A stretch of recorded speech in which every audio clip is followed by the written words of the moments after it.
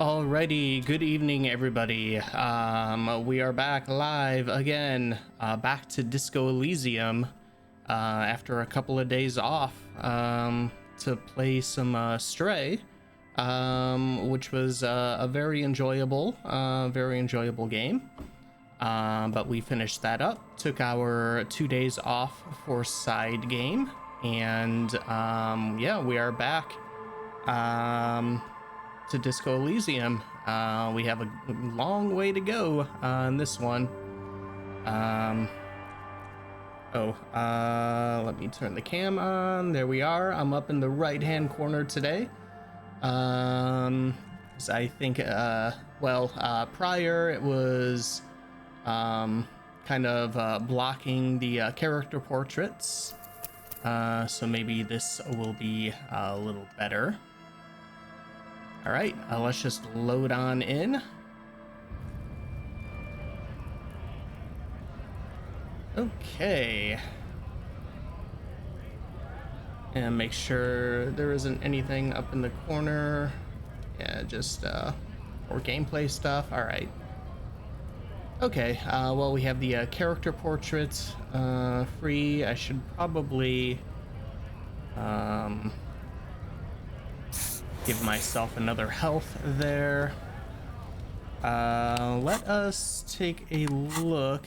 Let's see, what do we need to do? We still have to find out who's in the union box, so that'll be later. The jam mystery is a new one we got last stream. We're investigating some drug smuggling going on. We still have to inspect the body hanging. We haven't been able to get that down yet. Equip and complete volumetric shit compressor thought. Is that a... And we don't... Oh.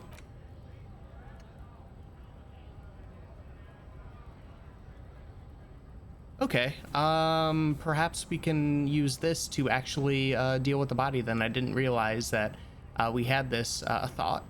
Okay, let's see, research time 30 minutes, temporary research bonus none. Problem, your shit is apart, and it's rather unbecoming of a cop and a human being. It's supposed to be the opposite of that, together.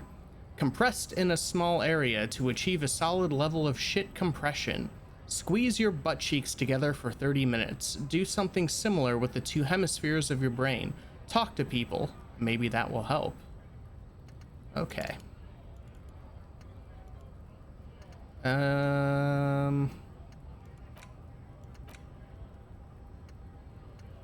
Oh, okay. I guess we'll stop this thought, and then we'll put the shit compressor in there, so we can at least progress with the body, which is like the whole point of the game. Oh, and let me... I forgot to change the game title back.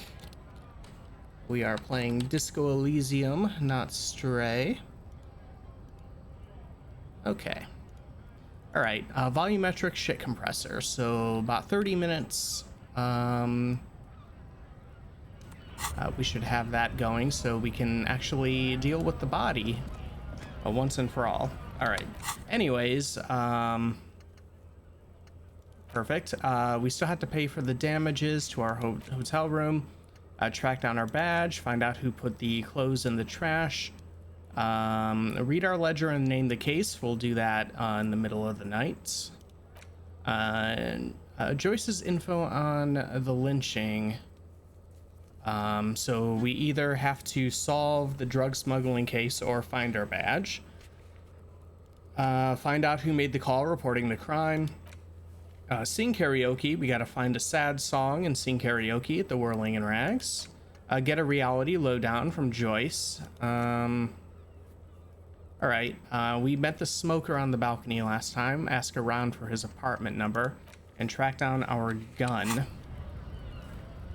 And let me take a look here. We're about 30 XP away from leveling up again, so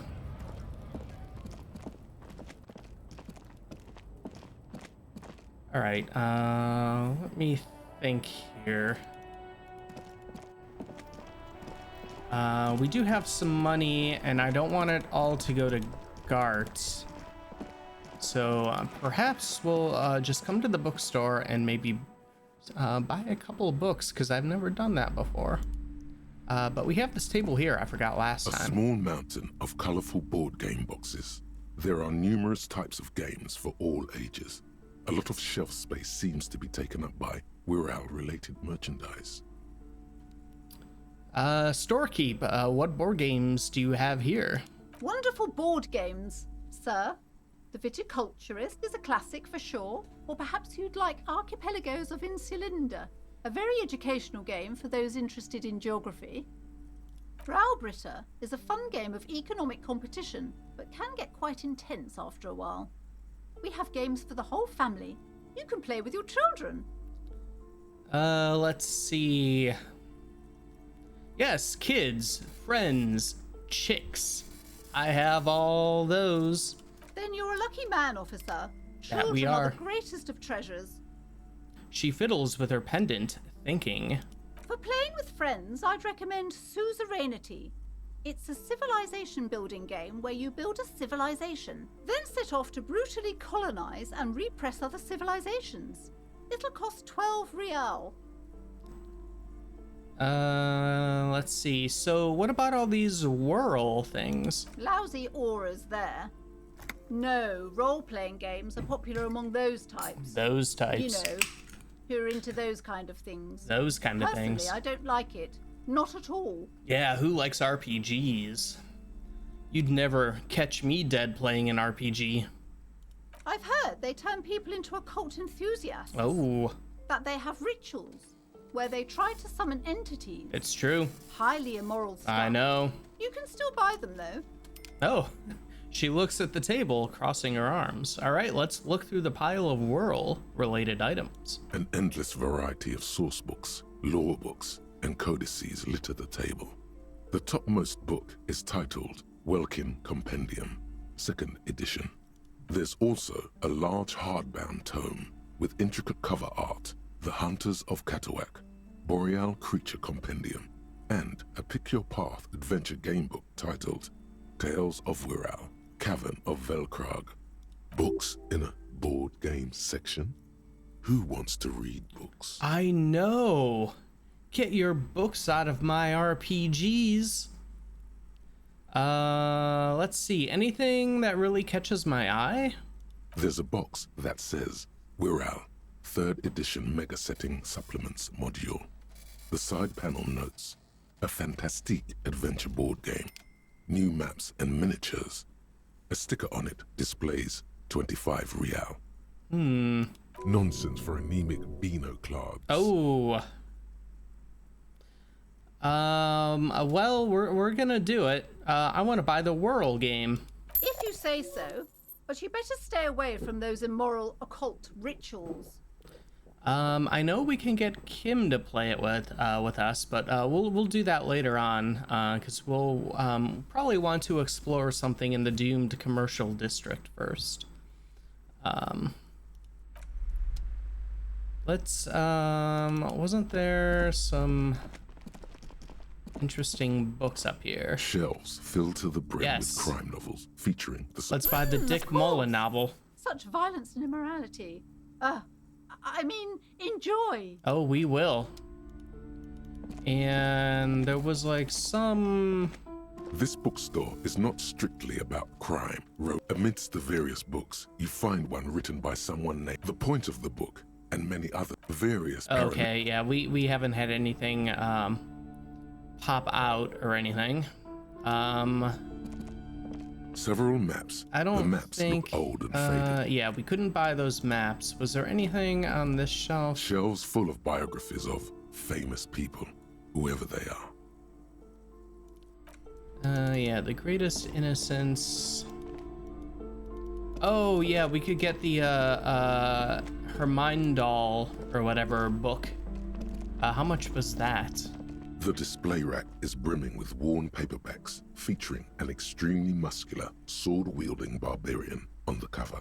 Let's Nearly get all the titles Haman contain the doll word. and the Devil Woman. It is a bestseller for a reason. All right. We'll just take a few books and a pen and paper role-playing game for later. Very exciting, as I've never gotten to do that before. All right, so let's head over to Joyce here. Let's just get the reality lowdown out of the way. And maybe we'll get some XP from it. And then put that XP into physical instruments and go beat up Measurehead when we can. All right, let's do a save game and get a reality lowdown. It'll probably take a little bit. You're back. Good. What can I help you with? You seem smart. I need someone to give me a lowdown on this reality we're in. This reality? She pulls her hood closer around her neck. No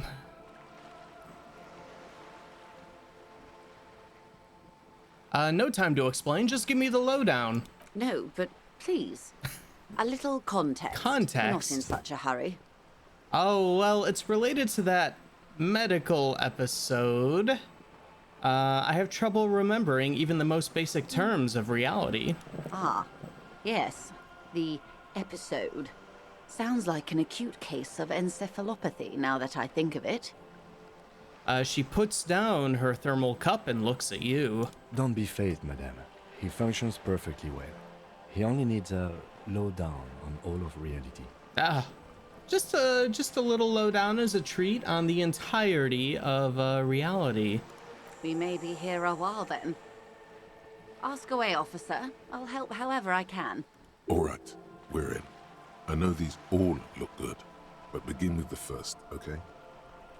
Okay, where are we? We're in Martinaise, baby. Baby? A casual term of endearment popular among the 50-plus crowd. It's a disco holdover, pay it no heed. Hey, I'm a disco holdover myself. Aren't we all? Mm-hmm. And what is Martinaise? Martinaise is a district of Revachol. A very small district tucked away near the industrial harbour, north of the 881 and Jamrock. You would be excused for not knowing about it. Unimportant, they say. Forgotten, even. Shelled to smithereens during the Revolution. It has its charms, just not this time of year. Okay, that's Martinaise. What's Revachol? Revachol? Revachol is what you call a city. What kind of city is Revachol? The great kind. What makes Revachol great? History detective. They built this city to resolve history. Our part in it, at least. Our centuries. All right, who built the city? The nations of the Occident, or migrant workers from Seminine and Ile-Marat, depending on your creed. When was Revachol built? In the DeLorean century. 380 years ago. All right, and why will it resolve history? They say it's where the terrible questions of our time will be answered. The tensions are highest, the fault lines deepest. By that I mean conflicts. Ideological conflicts. The stuff of men. Why here? We are standing on a fertile, self-sufficient island able to sustain up to 200 million people in the middle of the Insulindic Ocean, the world's connective tissue. It's where the money is. All right, let's see what we got here.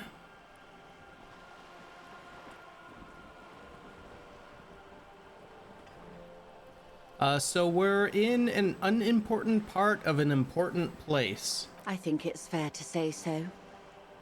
Martinaise is about... She points across the water where the skyscrapers rise. A collection of tall ghosts behind the water vapor, light reflecting off their glass windows. 22 kilometers from the center of the world. That soldering iron is the Bank of the World building. The bottom floors are Insiacom. Coalition government, Insulindian Mission Command. Look at the sea. Silence. She lowers her hand. The water, the light. It's as though you're seeing it for the first time. There is no recognition, only the immensity of the sea and the cold radiating from it. All right, we'll say nothing and just observe the large body of the water swelling cold. She observes your eyes scanning the horizon, then breaks the silence, slowly. Okay, we got jamais vu, derealization. I think we'll definitely get that thought at some point, because I believe that added some other quests that I never got to do during my initial time playing this game. I don't know what we'll need to actually get that. Maybe some more Inland Empire probably. So at some point we should probably put some points into Inland Empire, because I've never seen those added quests with the jamais vu. This is one thought you need to complete. Yeah. Where are you? Where are we? Was there something else you wanted to know? I remember something about a lowdown. Yes, on the entirety of reality, please. Gimme. This has been informative. Thank you, ma'am. I'm sure my memory-impaired partner has many more questions to ask, about even more fundamental aspects of reality. Might I suggest not asking them all right now? Messier will be here later too, and tomorrow. Isn't that true, ma'am? Absolutely. My commitment here is long-term. But I want to know everything now. But won't I be lazy if I don't do it all now? All right. Well, you're right, Lieutenant. I'll continue later. We can always come back. Maybe it is a good idea to stretch out our reality lowdown. It's better not to eat all your candy at once. Yeah. I think that's probably why I remember it being such an ordeal to do. Because I did it all at once. I did not listen to our partner, Kim, here. Indeed. I'm always at your service.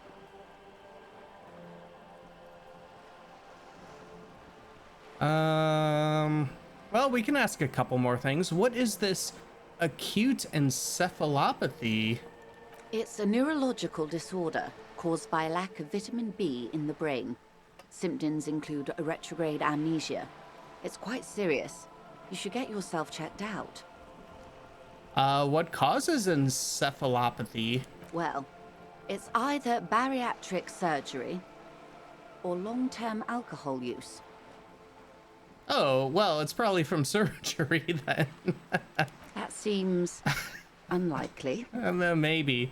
What this boils down to is, this reality thing is stupid. It is. Blow this joint. That's right. Grab a bottle and drain that shit right down your throat. Hell yeah.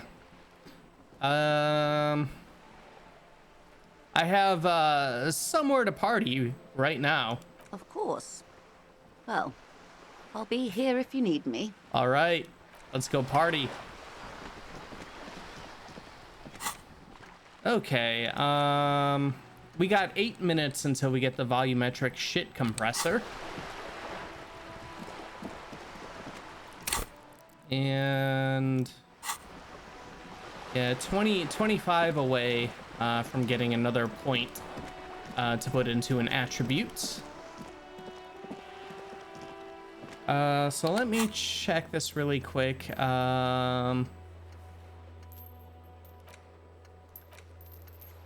Who made the call? Yeah, keep asking Joyce questions about reality or return later. She'll be here whenever you need info.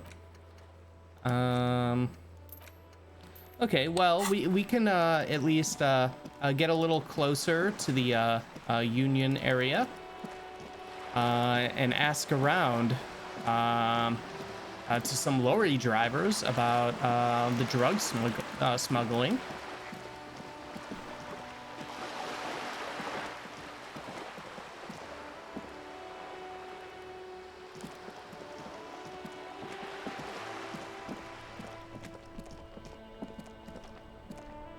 Oh, let's see if we can get another morale here. The dented yellow mailbox. Will you reward us? The box seems happy. No. Maybe it's like once a day or something. All right, let's see if our garbage guy here, the racist lorry driver, knows anything about the drug smuggling. Looking for something? The lorry driver recognizes you. You're a lorry man, right? What's your stance on drugs? Drugs? They're shit, man. I don't let anything pollute my body. He takes a long drag on his cigarettes. Hey, you smell of booze and cigarettes. What's different about narcotics? You know where that shit comes from? Sarah Mirizza, Safre, Ilmara.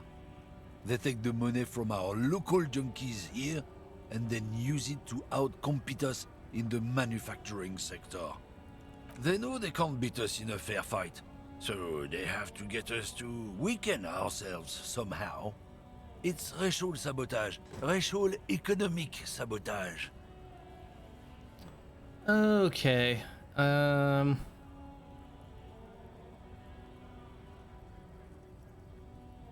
Hold on, but they make Algul alcohol in Ilmara too. I was told they do. I don't go for that foreign piss. Proper booze is made in Mundi. Or sometimes, I like a dram of that Yugograd vodka. Koikos and worse much, but they do no booze.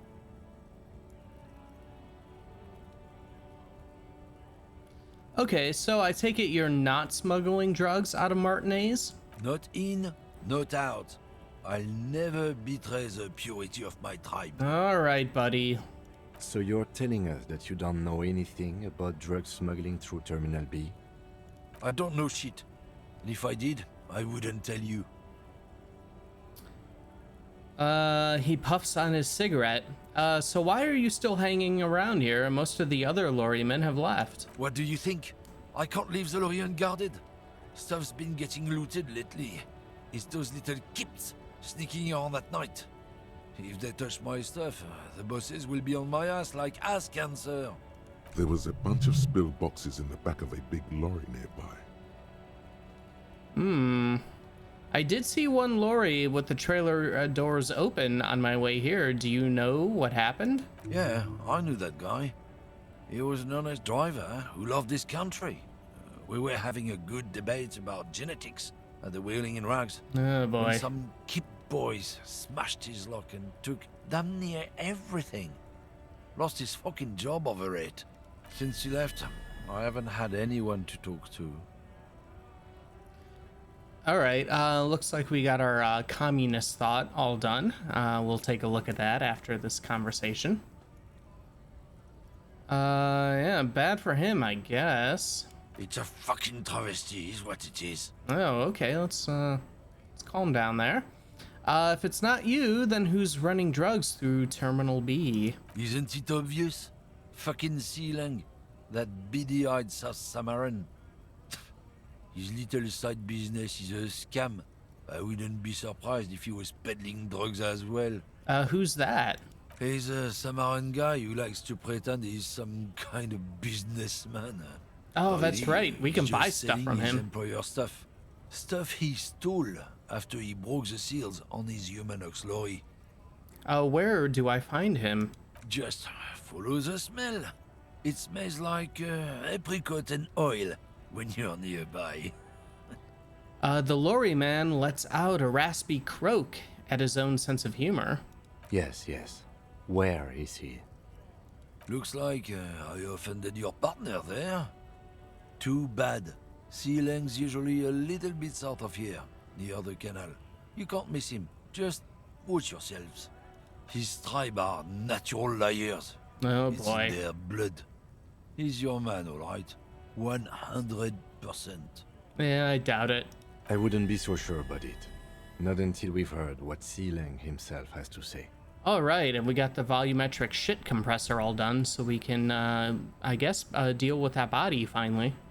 Well, guess we need to pay Sileng a visit then. Guess so. He grins, contented with himself.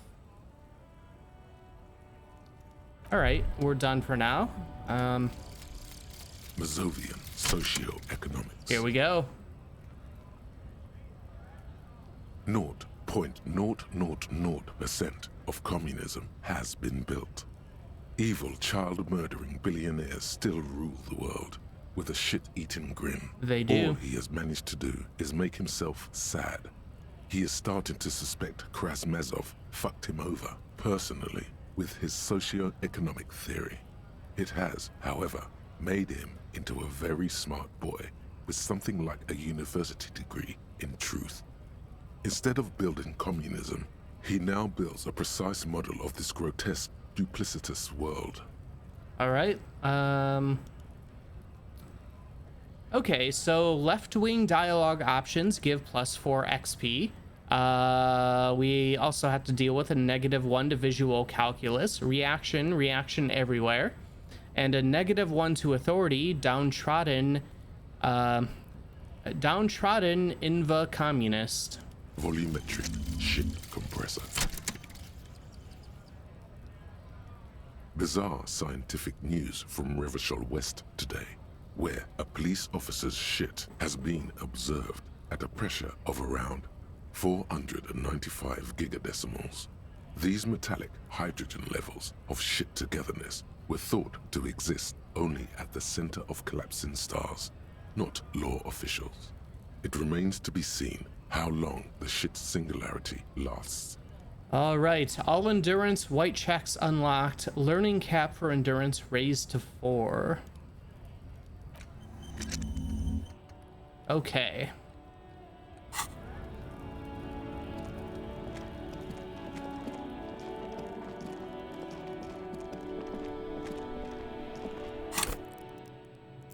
All right, and 20 away from leveling up. Let's see about heading back to this body over here.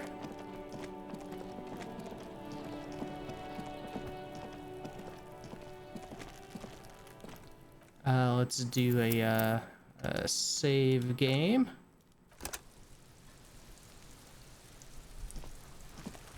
There he still is, looking right through you with his white eyes. The body below is entirely dedicated to that corpse smell. Emitting it is all it does now. All right. Endurance legendary 14. Let go of your nose without throwing up. 72% chance. We have a +6 because we got our shit compressed. Ha ha ha. Again, the corpse laughs at you, pus dripping from its mouth. You will never be able to hold it in. It's always too much. Every time it happens, it gets worse and worse. There's nothing more to throw up now. All right, I think I might reload and try that again. Like, we gotta get this body down. My God. Even though I got my shit compressed, how is it possible? I'm at a loss as well. I could swear your shit was together, detective. Yeah. Sometimes even that is not enough. Life is unfair. Well, what do I do now? Officer, you just need to be stronger. Learn to keep it in long enough for us to work. There's nothing else to do. Maybe it's okay if you don't make it today. The dead man isn't going anywhere, and there's always other things to do. All right. Well, we'll reload. We'll try it one more time, and if not, then we'll go with it.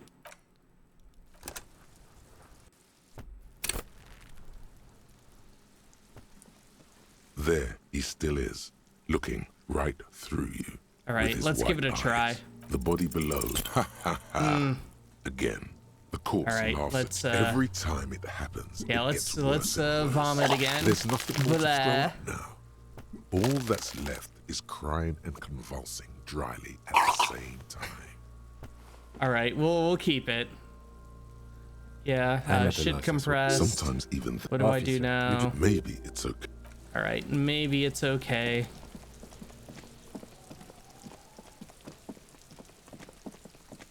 All right, well, maybe I put the point into endurance, and then we can worry about getting into the Union later. What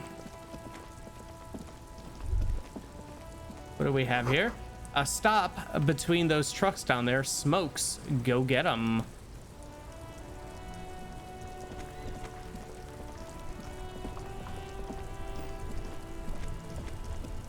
All right, here is, let's see what this guy's got for sale. You see a Samaran street vendor surrounded by a motley assemblage of goods. When he realizes you're looking at him, his face breaks into a wide, welcoming grin. The name Sileng is embroidered over his breast pocket. Happy shopping, officer! Everything's cool here. He gives you a thumbs up.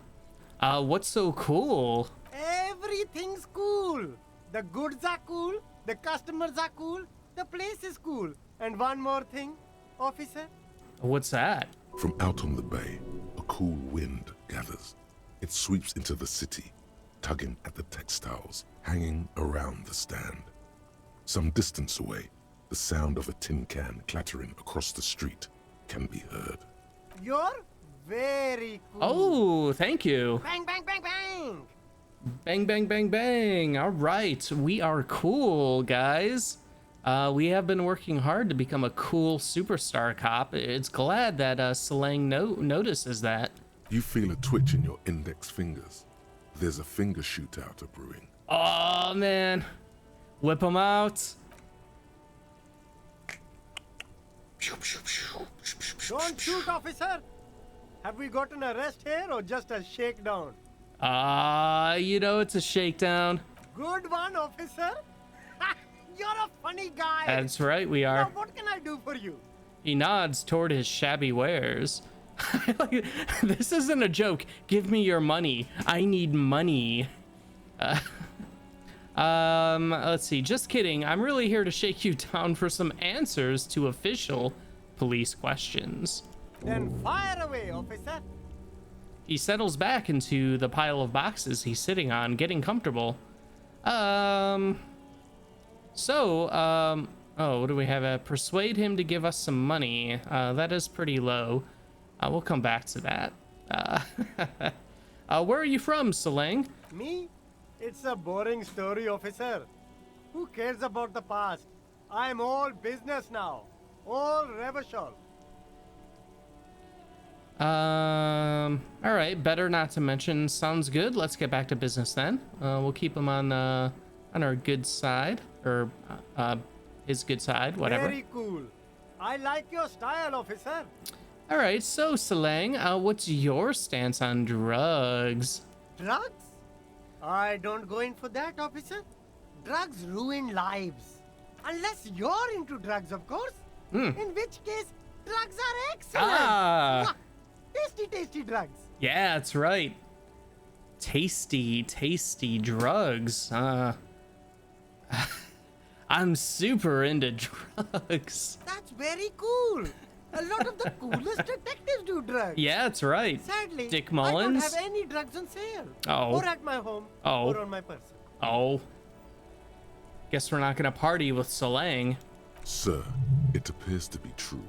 No drugs in sight. Not in the box of sunglasses or under the speakers.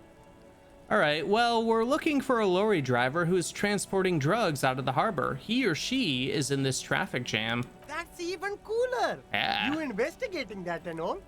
But I am not a lorry driver. I'm just a street vendor. I don't know anything about that. But you are a lorry man. Another driver has identified you and your lorry. Who said that? It's the fat racist, right? Yeah, I bet it's him. it was. He has an agenda against me. He does. Because I'm an immigrant who works harder than he does. He's a hater. He is. So you admit you're a lorry driver? No, I just said I work harder, and he's an asshole. He stops to think. Realizing he can't get out of it. Smart man. Yeah. Okay, maybe I'm a lorry driver too. A little. But that's not the most important thing about me. That's my day job. This is my dream. He spreads his arms.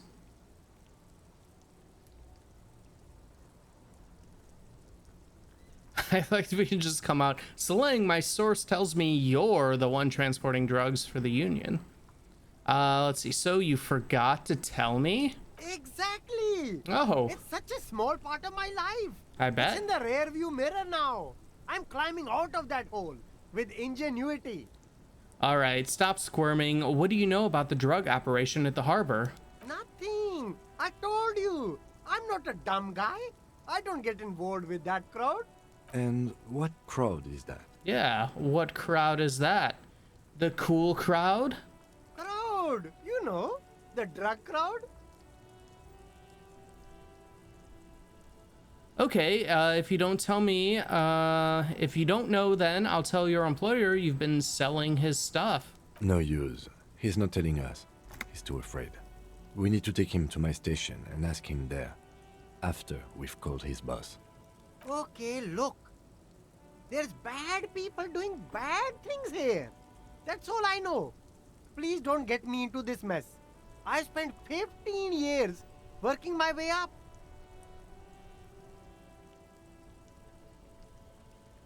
All right, come on. We're buddies, Selang. Help us out. No one will know it was you.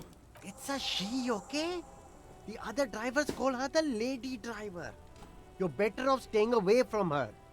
The way they talk about her, she's no lady.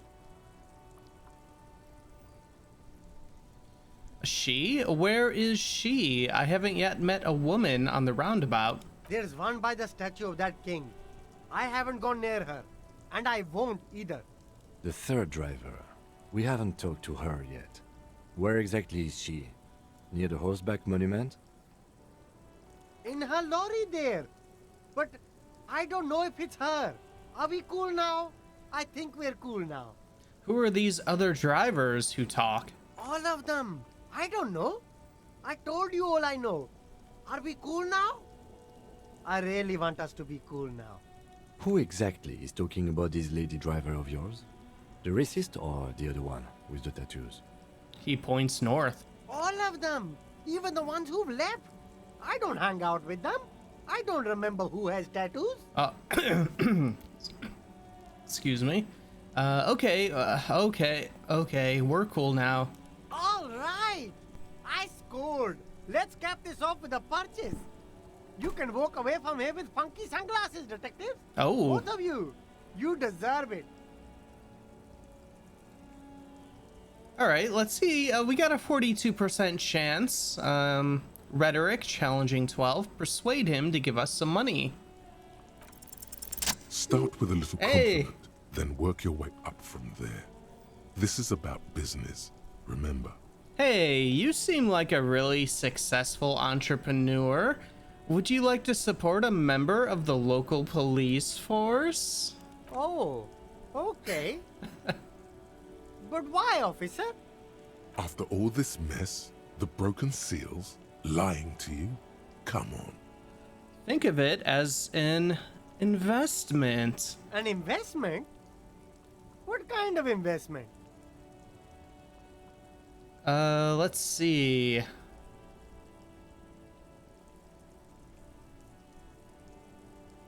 It's an investment in me, a highly experimental human being. My risk-reward ratio is insane. I guess it can't be any riskier than speculating in exotic derivatives. How much are we talking about here? 1 million real. I don't think that's gonna happen. Can we squeeze out 10 maybe? 10 real? 10 real is a bargain for that kind of investment. All right. You got it, my man. He takes a 10 note from his leather pouch. All right, I'll look around, thanks.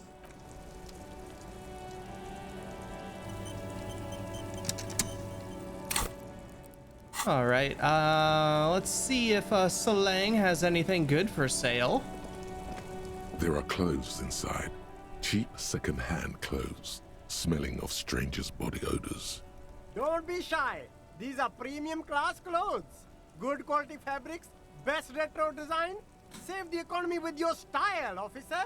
All right, let's browse through the box. You find your hands deep in tattered and faded garments made from weird polyester blends that make your body itch and sweat in all the wrong places. The box smells like cat piss or like an old person with no money. Oh no. Economical, but also trendy. Look first hand, buy second hand.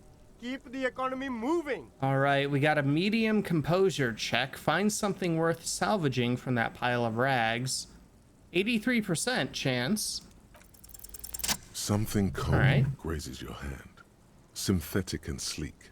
A windbreaker. Surf, it says, but also wind, summer, 100% waterproof, and sport. All in different typefaces. Practical, and yet it may deaden your senses to the world around you. Possibly because of the awful typeface. Oh no. Good choice, officer. Mega sporty.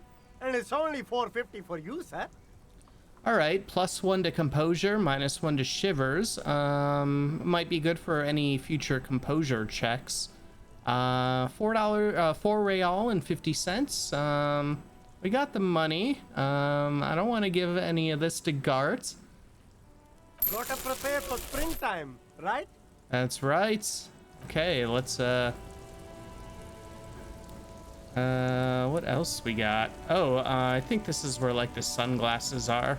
There's a pile of cheap sunglasses in a small box. A variety of shapes and colors. You like sunglasses, officer? I've got the latest styles right here. The vendor takes a pair of sunglasses and sticks them under your nose. All right, let's try the shades on. Abort. These are hideous. What's more, they don't even fit your face. You can feel them pinching your nose and chafing against your brow. Damn, officer! You look like a mega secret spy. Oh. Very secret. Yeah. They're practically made for you. I'll let you have them for $2 real and 50 cents. Oh, what a deal. They're perfect for concealing your bloodshot and baggy eyes. Oh, thank you, Electrochemistry. Always looking out for us. It's going to be very difficult for anyone to take you seriously with these things on your face. No, you are definitely not buying those. Come on, Kim. Don't tell me what to do, Kim. I like those sunglasses. No, I can't. We can't walk around with you looking like this. Okay, fine. Go ahead. If you want to look like a walking midlife crisis, then Yeah. who am I to interfere? All right. The Shades of Self-Destruction, +1 Electrochemistry, -1 Logic. Let's see if we can find anything else. Let's rummage through the box. These are all boring. Boring third-rate ho-hum sunglasses made of cheap Martinaise plastic. The kind of plastic that melts in the sun. Those UV stickers are almost certainly just there for the show. That's right. If anything, these lenses probably direct more UV light into your pupils. A UV magnifier. I think you're right, Drama. These are all first-rate sunglasses. Premium design, superb material, very cool. UV resistant. These will definitely keep your eyes safe and cool while doing your dangerous police work. All right, we got a formidable conceptualization check. Try again, maybe you can find some interesting sunglasses in the box. 28%.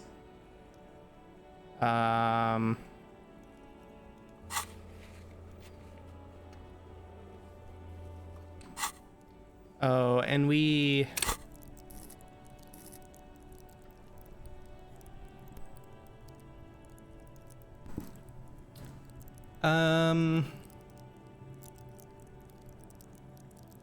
Yeah, was that conceptualization? Well, we'll buy the Shades of Self-Destruction first. A good starter pair, officer. Yeah, sure is. All right, let's take a look at what we got here. Oh, that was composure.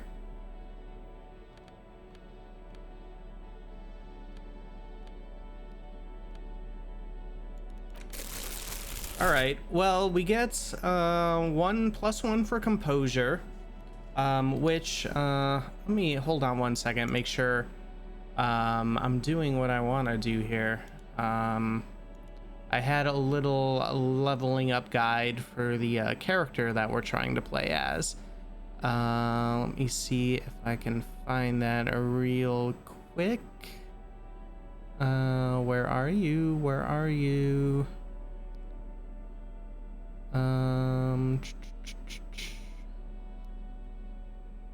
You gotta be somewhere. Ah, yes, there you are. Okay, we want superstar. All right, so electrochemistry, suggestion, savoir-faire, and reaction speed. Okay, and that's +1 composure.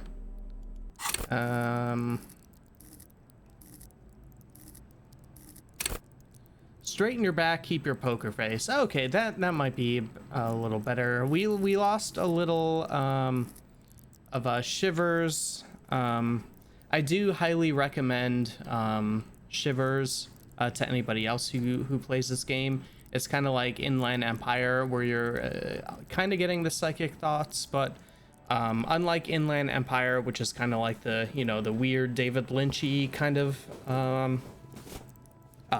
supernatural kind of thing. This is just kind of like the psychic thoughts about the city around you, and it's often very well written. But keeping our poker face might help a little bit. So we'll probably keep that. And then let's see, +1 electrochemistry, Wreck-It Jack, -1 logic, suicidal ideations. We are going to level up our electrochemistry as being a superstar, so we'll just throw those wonderful sunglasses on. Man, we are looking good so far. +1 interfacing. Actually, we should just throw those on anyways, especially if we're going to be dealing with that body. We should just get our pry bar back in there.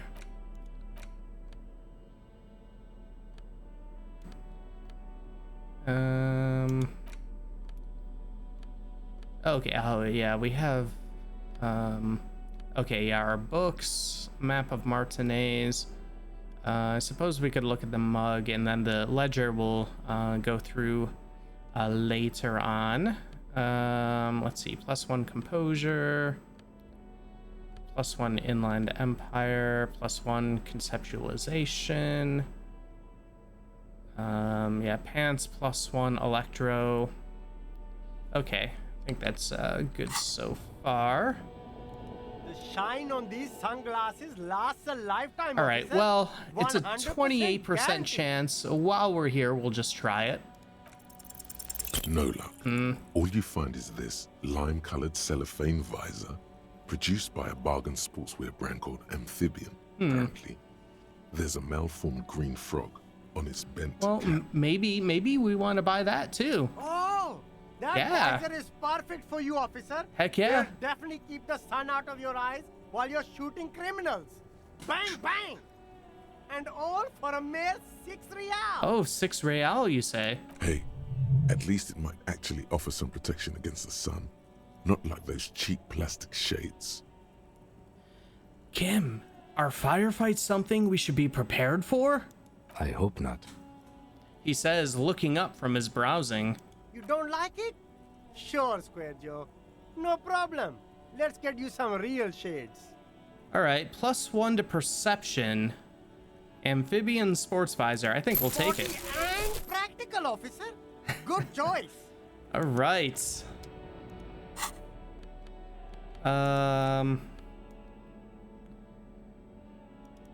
That's our hat. We got +1 to perception at least.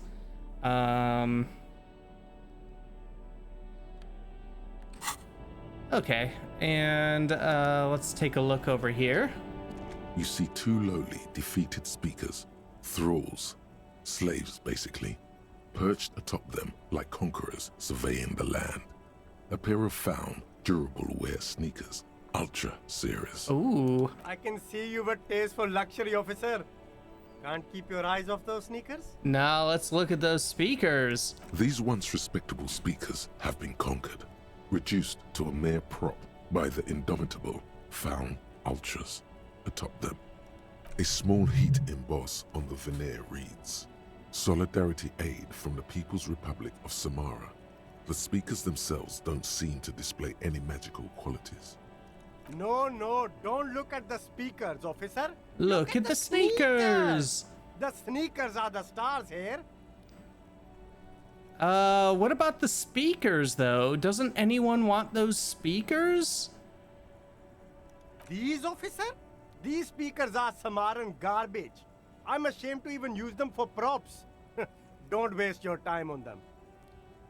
These once No, don't Let's look at the poor speakers, little officer. speakers. No, don't pity them, officer. I'm pitying These are them. old Samaran garbage. Don't even look at them.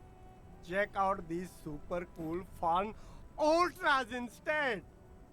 Can't I just buy the sad conquered Samaran speakers? No way, officer. These aren't for sale. They're bad speakers. Low-fi socialist junk. Oh, wait a second here.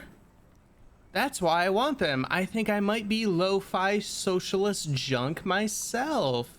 No, officer. You're a high-class policeman who accepts nothing less than the best. Lucky for you, I've got the best on sale. You don't know what I am. I don't even know it myself.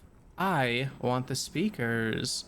Well, if you want them, He pauses for a moment, calculating. but see, they are the pedestal for my sneakers. If I let go of the speakers, where will the sneakers go? I can't leave premium lifestyle sneakers on the ground. If, on the other hand, you wanted to buy the sneakers too, I could maybe throw in the speakers for little extra. 50 cents? All right, let's look at the sneakers. A pair of Faun Ultras. The design is impossibly sleek and simple. A futuristic silhouette with a sleek monochrome colorway, a jet black upper, and a silver-lined midsole. Those sneakers, mister. Those sneakers are the latest Faun sneakers. Super air, super fine, super cool. Only 50 real. 50 real? Oh man, we're down to 46.52. Only? That's madness. Well, it's a +1 reaction speed, +1 hand-eye coordination, -1 encyclopedia. I think, that would probably still help out, with the regular cop stuff, not specifically with the superstar cop stuff, but I mean, it's probably good to have hand-eye coordination and reaction speed, along with being a superstar cop. But we don't have the money for him right now. All right. But I think we're looking pretty good. Yeah. It's a pretty good start, I'd say. All right. Well, we're slowly moving on up to being able to put a point into endurance, I guess. An ancient fountain. It doesn't pump water anymore. There's a tree in it.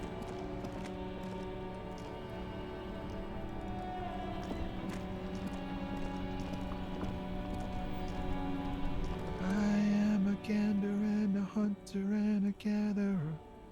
Feel like a traveler. The man mutters to himself, accenting the beat as he goes. From another planet. Hey there. Hey, what's going on here? It's the jam, my man. He motions toward the sprawl of lorries with a sweeping gesture. The air from the east is thick with the smell of crude oils, heavy metals, and other byproducts of the modern era. You can almost taste it. What's the jam? It's a traffic jam for the ages. Harbor gates up the street are shut tight. No explanation given. Workers on strike, scabs agitating, an all-around clusterfuck. Meanwhile, we're all stuck here in long-haul limbo for days upon days upon days. Upon days. Limbo, huh? So that's where I am. Yeah, exactly. How long have you been here? Feels like forever. Like I was born on this here roundabout and this was all I ever knew. Just me and the metal and the tires, the oil and the fumes of mazout.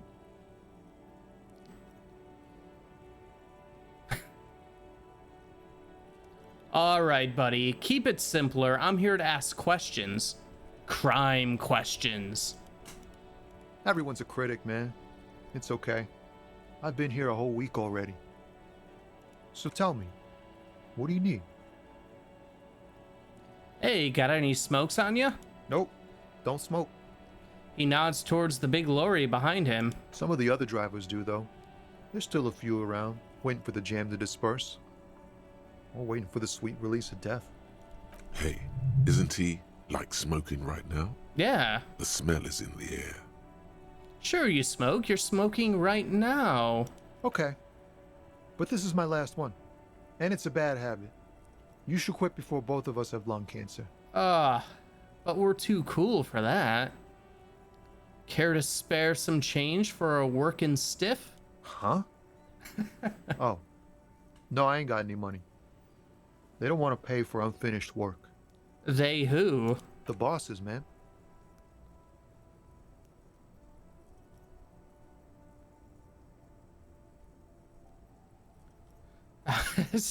Okay.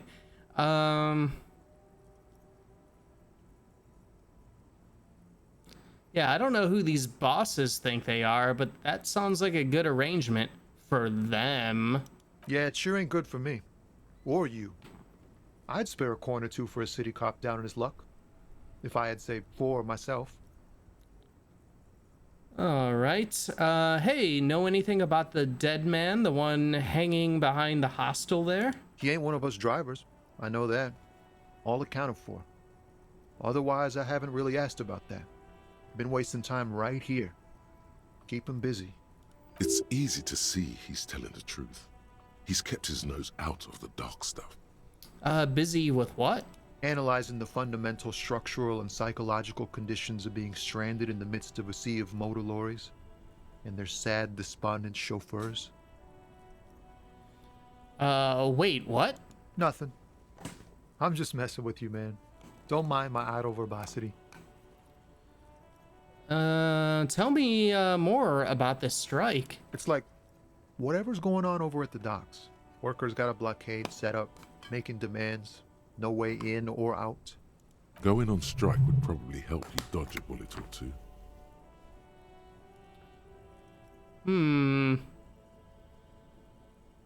Maybe I should go on strike. Maybe you should. Cops don't get paid much and the hours are long. Plus, you can get shot. Why not? The RCM is a self-managing organization that operates on donations. We promote our own leaders. It would be like striking against your own mother.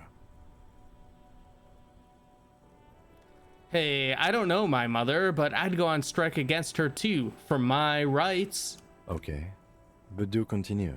You were asking about the strike? Well, what's the union demanding? Some pretty wild stuff, I hear. Like a giant new power crane in half the company? I forget what exactly. Good on them, I guess. I've heard talk there's a company rep in town too. Like a strike negotiator type. They'd know what's up. Precise demands and so on. What do you think the company wants? They want to keep that money flowing in, my man. Ka-ching. All right, anything else I should know? Anything else? Yeah, this ain't really my area of expertise. I just do my job and get paid. I have things to do and places to be. All of us do. All of who? Us lorry drivers. Camionneurs. You still hang around here waiting for this mess to end. Most have scurried off somewhere to get drunk or high. Or laid. Not that I blame them, really. Not you? Not my thing. Chasing transient pleasures is a drag these days. I prefer the examined life now. Thinking, reflecting, observing. He glances down the road toward the horizon, a glint of something in his eyes. What's better than chasing transient pleasures? The more transient, the better. When one's ended, you can get onto the next one. That's right. He tries his best to look nonchalant, but there's a rigidity in him, as if trying to conceal something warm and deep beneath a cool exterior. 8% for what do we see in his eyes. What are you hauling anyway? Oh, high-grade narcotics, illegal firearms, stuff like that. Wicked. I've always wanted a friend in the underworld. Ha! No, I'm joking, my man. Found runs a nice, clean business. This haul of cargo is mostly sporting goods. You know, tracksuits and that kind of thing. They usually get shipped to Grodd in the Occident. Though we've been making headway in the Ilmaran market lately. Could I get one of those fallen tracksuits you're hauling? We're pals and all, but I can't just freely hand out the merchandise. The bosses won't be happy. There's no denying it. Your body needs to feel the touch of some good performance wear. That's right. That's your machine behind you? This rockin' beauty. Sure is. Like a rash you can't get rid of. You interested in heavy-duty cargo machinery?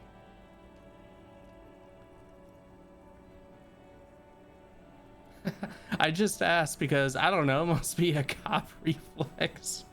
Yeah, these lorries are pretty neat. Neat. For carrying large quantities of cargo a long distance.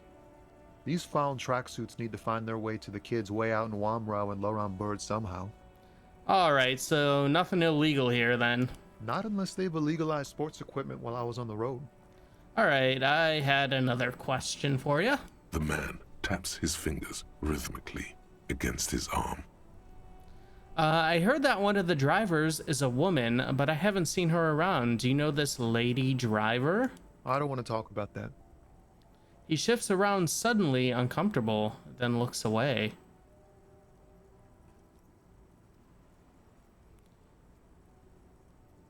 I don't mean to pry, but I need your help. Looks like she may be involved in drug trafficking. Man, I was hoping she'd catch a break. All I can say is, she isn't around here anymore. She isn't some mastermind evildoer. And I don't know where she is. Who is she to you? A friend? An acquaintance? I don't know. She was the only person in this damn jam I could talk to. She's someone I don't want to rat out to the law, okay? What does she look like? A youngish woman. Gruff, but in a cool way. What color hair? Blue and violet. Dyed. It was violet when she got here. Blue before she went. Who is this person? What's her name? Thank God I don't know. People here call her the Lady Driver. She kept her name a secret. From me too. Now I see why. Again, not a lie as far as you can tell. Alright, when did she leave? Damn, I don't want to... Please just let it go. Whatever she did, it can't be that bad. She's not a bad person, I know that much. We can't just let it go. It's part of a police investigation. That's how it always is with you, isn't it? All part of the investigation. The girl's troubled. If you hunt her down, she may not survive it. I can't have that on my conscience. It won't come to that. We won't pursue her on this. This is information only. I don't believe you. You said she's troubled. How? She's got the darkness in her. That young person's darkness when you think it's all over. And you're looking for a way out. She shared this with you? Yes. Which is why I don't want to snitch on her.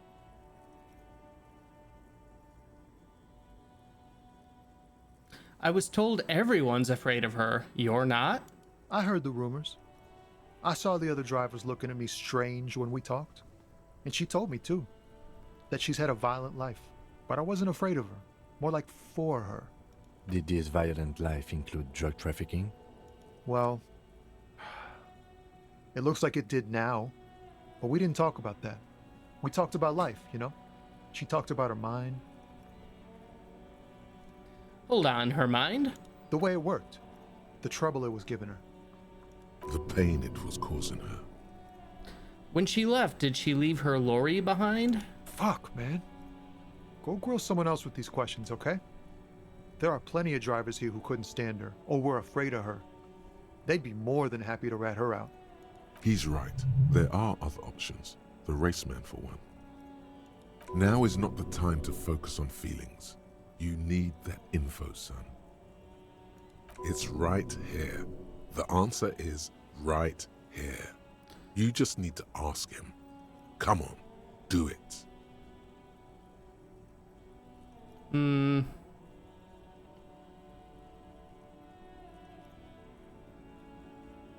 All right. I think I'm going to avoid forcing him because I remember him not liking us. If we do that, you know, like in the first playthrough, I remember doing the force thing. Maybe put yourself in my shoes. I need this for another investigation too. It's important. I can't blow it. You're not gonna put a bullet in your head if you blow it, are you? 'Cause she's on the edge, man. I wouldn't be so sure, Tommy. All right, fine. I'll drop the matter for now. Thank you, friend. Wow, this makes me feel like I should pick up smoking again. Would help with my rhymes, too. All right, well, we're here. 8% chance. What do we see in his eyes? In his eyes. Oh, we passed. An unfamiliar longing. Flecks of brown and gold. Wow, 8% chance and we got it. I think that's the best one we've done so far. Familiar, how? It's hard to say. His gaze wanders southwest, down the street that goes beyond the horizon. What's in the southwest? Excuse me? He emerges from the reverie. A flinch jolts his frame. The question has touched a nerve.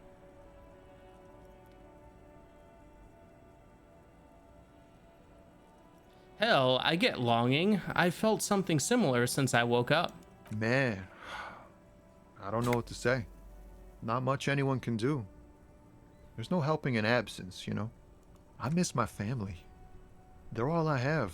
My wife, second kid on the way, waiting all the way in Diora. And here I am stuck in this shit, so far from home. Diora? Diora of the Seven Seas. It's on the other end of Le Caillou, pretty much. On another island called Laurentide, off mainland. We've got a little place there. Can almost hear my kid laugh when it snows. What's it like to miss someone? What's it like? Good. And bad. An ache that brings you joy. I think of them a lot. I dream up these silly scenarios in great detail of living with them. It comforts me. What about you, cop man? You missing someone? No, it's scarier than that. You're pursued by a hunter, smelling of apricots and sorrow, and the past.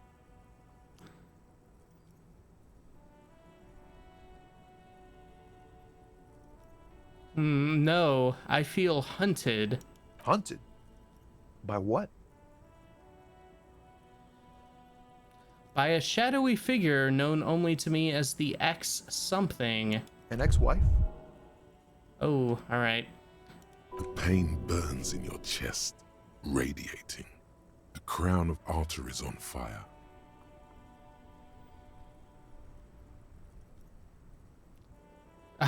It followed me into this world when I awoke. I think it may be a planar hunter. Planar hunter? Wow. Yeah. That sounds really bad. It is. I hope that doesn't happen in my marriage. Oh, it's definitely gonna happen to your marriage too. Oh no. Wait, first, what is marriage? Man, who even knows? It's like a legal contract, but also a bond between spirits. Everyone is different. That's all I can say. Yeah, my thing has got nothing to do with marriage. Sure, man, if you say so. But look, man, thanks for this. It's good to talk to someone. I know it wasn't easy to ask, so I hope you find your way through your own troubles. All right, I'm good for now. Good talk. Don't be a stranger. He gives you a salute with 2 fingers.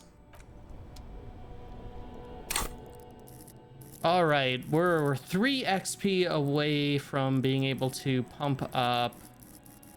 What did we need? Endurance.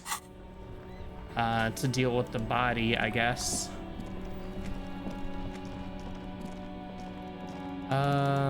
Actually, let's see if we can head on down here.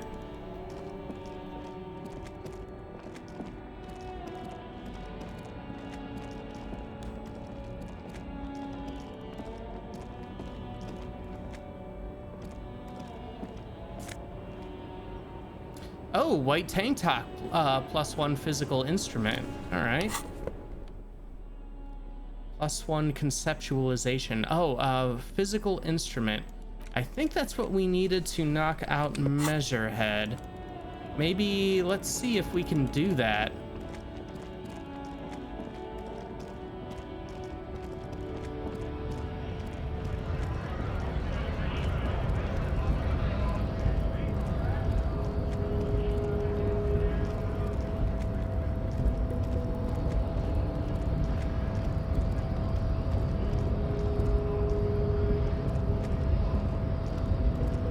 Your race descent has only worsened since I last saw you. You have really let yourself go. All right, even 58% chance to knock Measurehead out. -1 for suggestion is against it. +1 for advice from Scab Leader. Let's see if we can do it. Actually.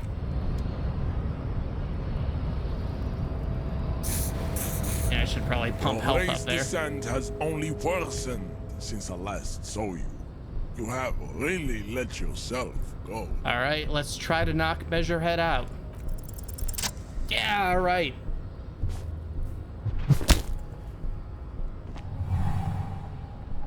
Just like that, instinct took over. A solid strike straight into his throat. That's right. Into the cartilage. You could swear you felt the soft palate break. The man is reeling, gasping for air. Time stands still around you. In the distance, the sounds of the harbor are falling silent. All you hear is a small gurgling sound as a trickle of blood appears on the man's lip. That's right, bet you didn't expect that after the other million times we tried to fight ya. He's open. Rip into him. Right hook. Escalate it. Get intimate with him. Bring the hurt closer. All right, we could do, wait, what should I do? We could rip into him with a right hook, or we could back up and perform a 360-degree flying spin kick. Well, as a badass superstar cop, I think we know the only option for us. 360 flying spin kick. Here we go. Look at that shit. Yeah. The man lands with a dull thump, like a broken down puppet of muscles and sinew. For a moment, he still tries to keep his head up, dazed eyes looking at you with unimaginable surprise. To your left is the button. Disco Inferno!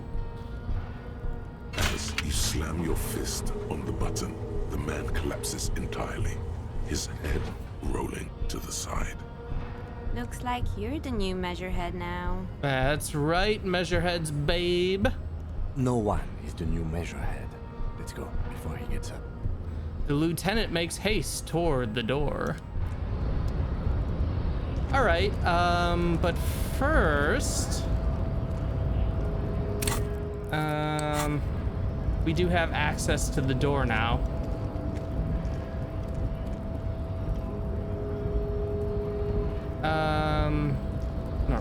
Well,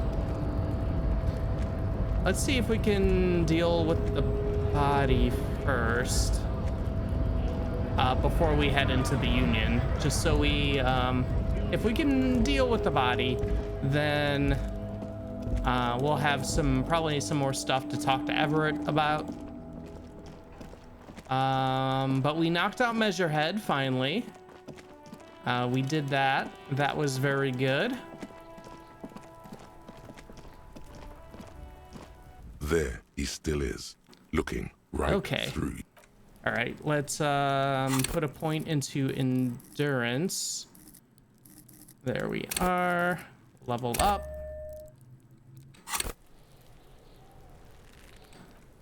Okay, get a save game. There he still is, looking right through you with his white eyes. The body below is entirely dedicated to that corpse smell. Emitting it is all it does now. All right, 83% chance. We gotta get it this time. Come on, let's go. As you there we breathe go. in, the odor comes over you. It's a smell of the mind telling you to run, and your stomach to wring itself empty. With your hands at your sides and your eyes squinting, you stand in it. Do they always do that? They do after 7 days, yes. We are deep in decomposition here. Step closer. The man before you is naked, but for a pair of underpants and enameled boots. His skin is greenish, marbled with decaying veins, and blotched by lividity. A fading web of tattoos covers his chest and shoulders. The cargo belt used to fasten him to the branch above appears industrial in strength. All right, let's inspect the boots. The material appears to be ceramic. Its clean white stands in stark contrast to the decaying flesh above the knee. The man wore thick polymer socks, probably for padding. A fine array of interlocking plates covers them. Delicate and fragile, they feel alien to the world around you, out of place somehow. What kind of boots are these? They are armor, no boots. Technically speaking, these are sabatons. Okay then, what kind of armor is this? Ceramic plate. Zirconium dioxide, most likely. This is where the make would be. Where? Under the heel. Fair weather. Fair weather model T500 VE. I'm guessing that's vitreous enamel. This is advanced stuff. What happened to the rest of it? The locals probably scavenged it. It would be odd if he had more on after 7 days. We should keep a lookout for this species. The armor could yield information. This is one thing he might actually know. That's right, Kuno. If you wear those pieces, it will help me protect your mortal coil. Ah, that's true.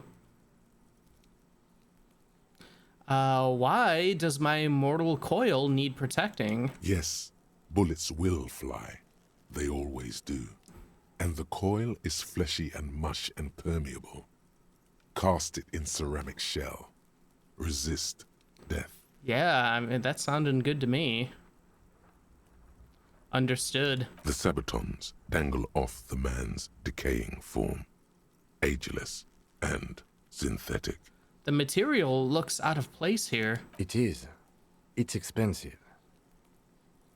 The lieutenant draws a line in the condensation on the ceramic with his index finger. We've requested similar material for our tactical units for years now. The constabularies deemed it too costly. In that time, we've lost 6 men to semi-automatics. How much are we talking about? For a full set, about 4 years of wages. Ka-ching, baby! By catching, do you mean let's not log them as evidence? Let's steal them? That is what ka-ching means, yes? It means disciplinary hearing. The lieutenant nods, wiping his finger on his sleeve. The lieutenant nods often. It's part of his unplastic expression range, communicating both professionalism and sarcasm. This time, the latter. How could this man afford such expensive hardware? That's for us to find out. My initial report on the area suggests he was a security guard for the harbor company, but that's just hearsay. Initial report? Just something I scraped together from my station. An area report on Martinaise. I'm sure you did the same. Sure we did. Yeah. Of course, we did the same. We didn't get here a few days early and spend the entire time in a completely drunken and drugged out stupor. No, yeah, we did a initial report. Yes, just like you, Kim, just like you. These look pretty advanced for a security guard. I agree. This equipment is way beyond what a guard can afford. All right, let's knock on the boots. A small bell-like sound fills the air, like tapping on the side of a porcelain cup. The pry bar in your hand is itching for some action. Let's swing the pry bar at the boot. The metal connects with the same ding. The sound does not appear to get louder. The only difference is a barely audible click underneath. Sounds like the end of a long dice roll. Did you hear that? A click? Yes, like dice rolling. This is a kinetic redistributor. It spreads the incoming energy horizontally, from plate to plate. When the plates connect, there's a click. That's the sound you heard. See these lines? Okay, this is something I definitely don't think I got my first playthrough, probably because I was not holding the pry bar at the time. Very cool. I like that.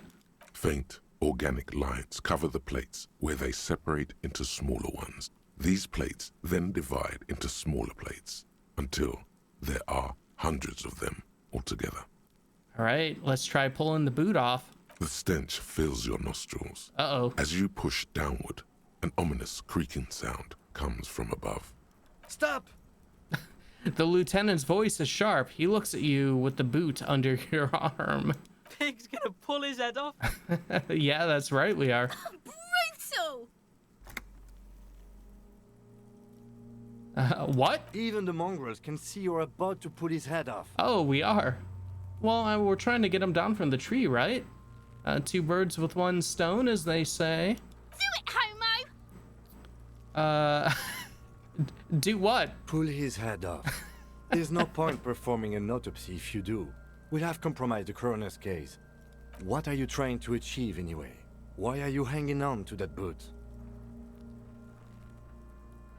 Let's see.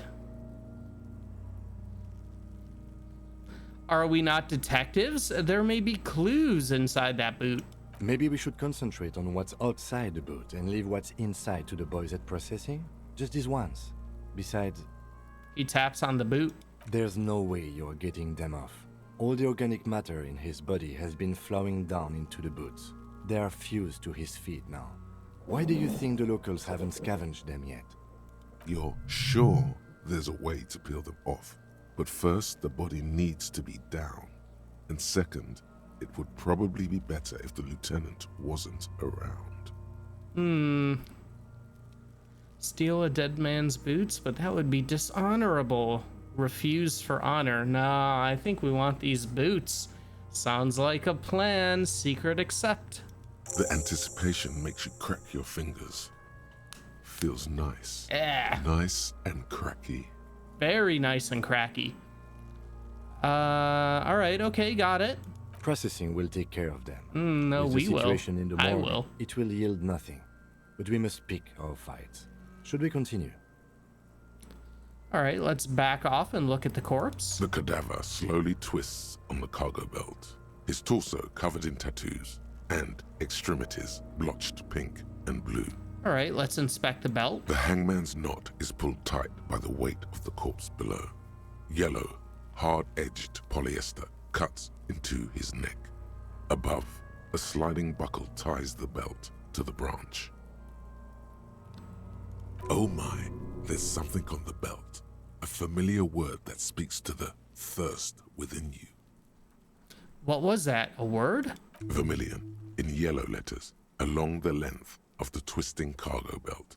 Only a deep longing for vermilion golden spirits lets you decipher the fading logo of the local brewery. I should get a drink. No, you should not get a drink. Why you should not? perform an initial inspection of the victim's corpse. We are on the rope part. What kind of rope is this? Industrial strength. The kind used for tying cargo to lorries.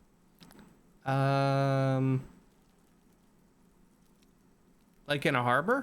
Yes, it looks like they use whatever was on hand, paying no attention to not incriminating themselves.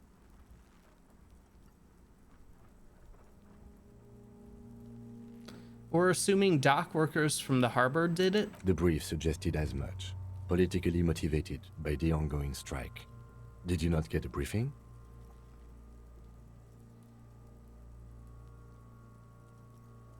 Yeah, sure. Then you should ask me the first moment we get. They sure wanted him to stay there. The polyester seems strong. It's not merely polyester. It's steel reinforced. See these lines? This is where the wires run. I see rabbits for more than 20 strands. This makes getting him down much more problematic than I had assumed. How did they even get him up there? A noose is one of those things that's easier to use one way around. He points to the buckle tying the belt to the branch above. Did they climb up using the kid's ladder? That ladder can't carry a grown man. I didn't see any splintering either, did you? I think they lassoed the branch, then pulled on the belt to close the buckle. He makes a pulling motion. All right, let's back up and look at the corpse again. The cadaver hangs from the cargo belt, limbs limp and torso covered in tattoos. All right, let's inspect the tattoos. An intricate web of blue lines stretches across the torso, from the right shoulder to the solar plexus. Each time they intersect, a small white star is formed in their crossing. Hundreds of fading asterisks riddle his skin. Their concentration is highest around his heart. Is this a microelectronic system? I have only a cursive knowledge of the science of cybernetics. I would not know if it were. But it's not quite complex enough, is it? It doesn't seem familiar from the insides of any radio computer your mind can imagine. The somewhat organic lines remind you of old filament memory units, but not quite. No, you're nowhere near right. All right, I'm missing something here. So am I. A sudden ringing fills the air as the lieutenant pulls down the zipper of his orange jacket. He wears a wide leather belt around his waist and a gun holster under his arm. He takes a thin piece of milled aluminium from his coat pocket and pulls it open. Sounds like a sword being unsheathed. A small lens appears. Some sort of camera. All right, let's just let the lieutenant work. Shit, Kuno! What the fuck is that? Thank you, Kuno S. An instant color camera. He produces two metal-capped ampoules and clicks them into place on the side of the apparatus. A thin slot shines there. I have only 2 ampoules, so nobody move. I don't want to waste one. He points the camera at the corpse, peering into it. The lens needs adjusting, then... A sound, a shrill flash, followed by the breaking of a small ampoule of glass. You see streams of color pour onto the thick, glossy piece of paper, rolling out. In case we need it. All right, cool machine. Yes, it is pretty cool, isn't it? Sure is. There is only one ampoule left. Use it wisely. All right, what do we need this photo for? It contains insight to the victim's person. By his build, I'd say this was a man of physical violence. The story he wanted his body to tell was important to him. It is his letter. To us. Someone should decipher it. We'll need to show it around. Can I have it? I should look at it later without the corpse smell. Sure. Just don't lose it. He hands you the piece of rolled up photo paper. It's no larger than a pack of cigarettes. The glossy-eyed corpse looks by, his mouth mute and his skin as colorful as the chemical rainbow on the photo paper, teeming with opportunistic organisms. All right. With that, I'm gonna take a quick break to use the bathroom. I will be right back in very, very shortly. So don't go anywhere.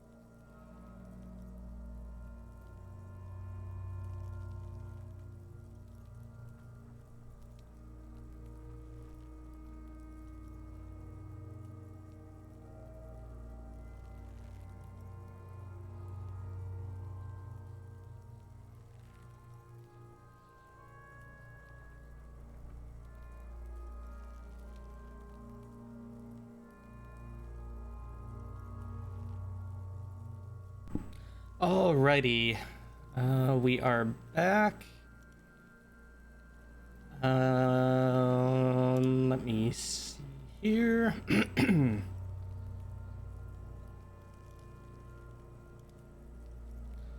Okay. Alright, let's continue on. Let's look at him in the eye. His eyes are milky white and blind to the world, protruding comically from their sockets. There is no one home, just subaquatic terrors there. These eyes used to be blue, baby blue. Dark brown hair grows on his head. His face is ready to explode from the organic processes inside. The death's head grin has passed. What remains is an unrecognizable mess. His eyes, they used to be blue. Good. The victim is of Occidental descent. Light brown hair, blue eyes. Occidental? I mean white. Alright, we got a 58% chance to, talk to the dead man. Tell me, who are you, dead man? I'm gone. Where have you gone? Into the wild pale yonder. Oh, where is that? In the past. Way out in the west. I can see you're gone, but who are you? I'm a joke. Look at me. Well, you are now, but who were you when you were alive? A killer. A motherfucker. And a killer. Takes one to know one. Alright, I have another question for you. Go ahead, Coppo. What is happening? What do you mean?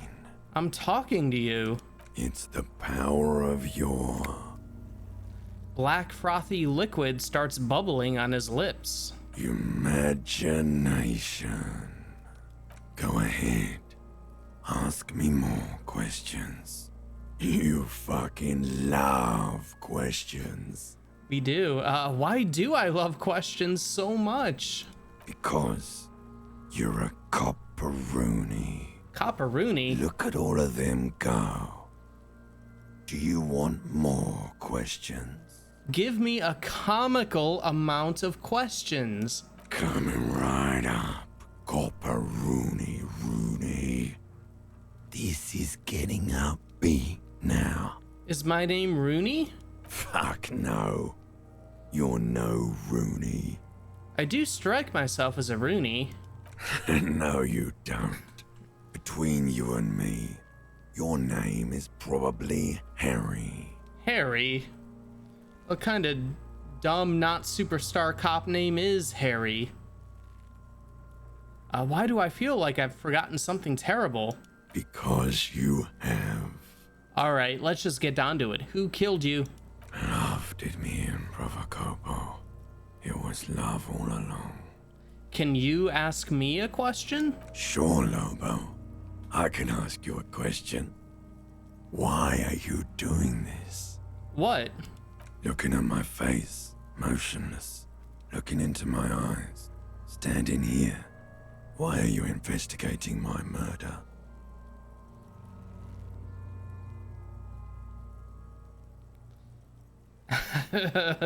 Because Kim told me to.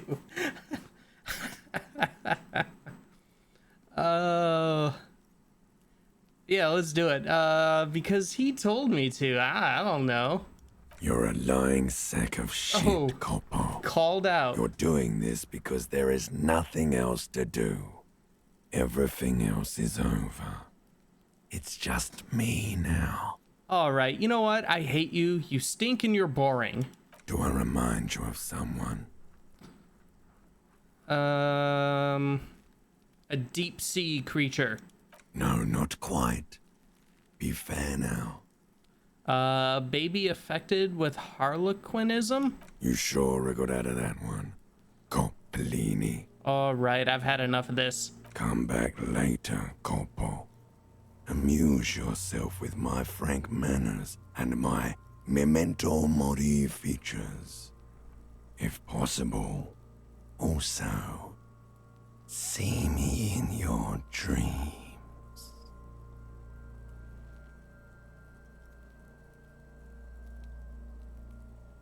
All right. That was a little different from what's written.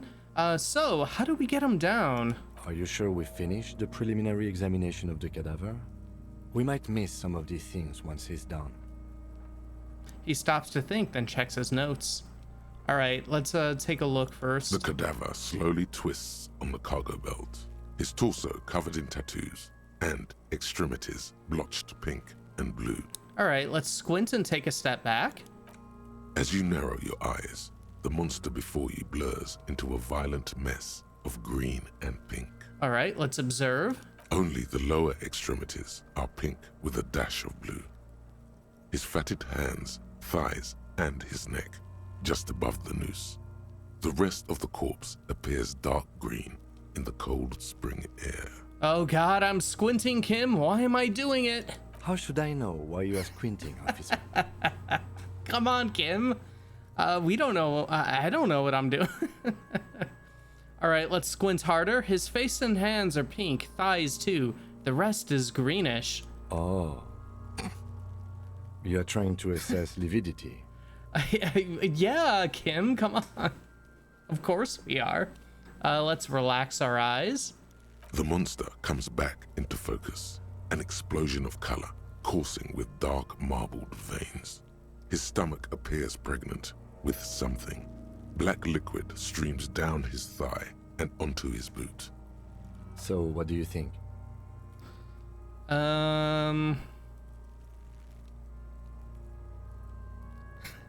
I think he's dead, Kim. I agree.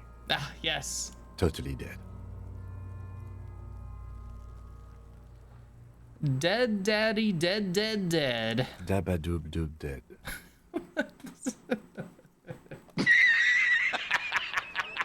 He says without a hint of melody, not one muscle in his face moves. He's beaten up. See the bruises? I do. Most of them are post-mortem. Maybe even all of them. The delinquents have made our jobs harder with their little sport. Stop talking in riddles, coin slot. It means you fucked him up good, Kuno. Fucked him up brutal like. Something is coming out of him. A pool of blood and feces has eaten into the frozen mud below the man's feet. Purge liquid is dripping into it, drop by drop. The victim appears to have contained no more than half a kilogram of digestion at the time of death. The fuck he's saying? Talking about shit.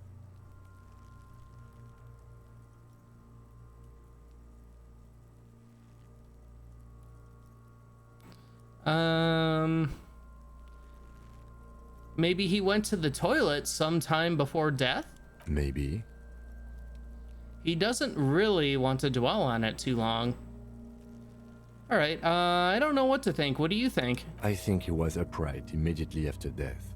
Blood has gathered in his hands and feet, and his neck. He points to his fattened chin. The noose acted like a tourniquet, keeping the blood in his head.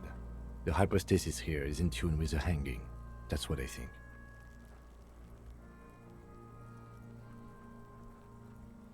Could it be he was moved after death? There's always a chance. We should check for ligament marks on his neck to see if they're in tune with the belt. We'll have to get him down first. Okay, let's back off and catch our breath. But there is no breath to catch. Only the cadaver filling the air and your nostrils. He slowly rotates before you, decomposing. All right, yep, the preliminary examination is done. Let's get him down from there. The steel-reinforced belt presents a unique challenge. I brought chain cutters, but I don't see a good angle of approach to the belt.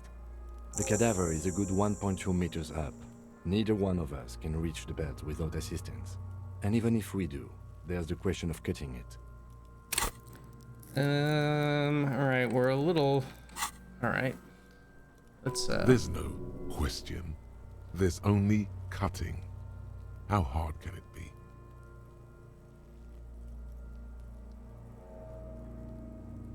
Yeah, maybe we could shoot him down. Yeah, bang bang time, pig. Shoot his head off. That's right. That's right, Kuno S. How?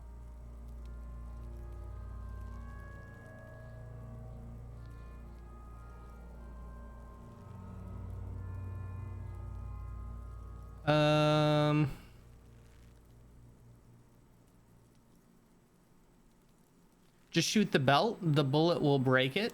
It absolutely will not, officer. That's not how physics work. It will maybe cut one thread loose. Yeah, now we're talking. Entertain the Kuno with some shit. Yeah, we're trying. They'll miss. The pigs will miss Kuno.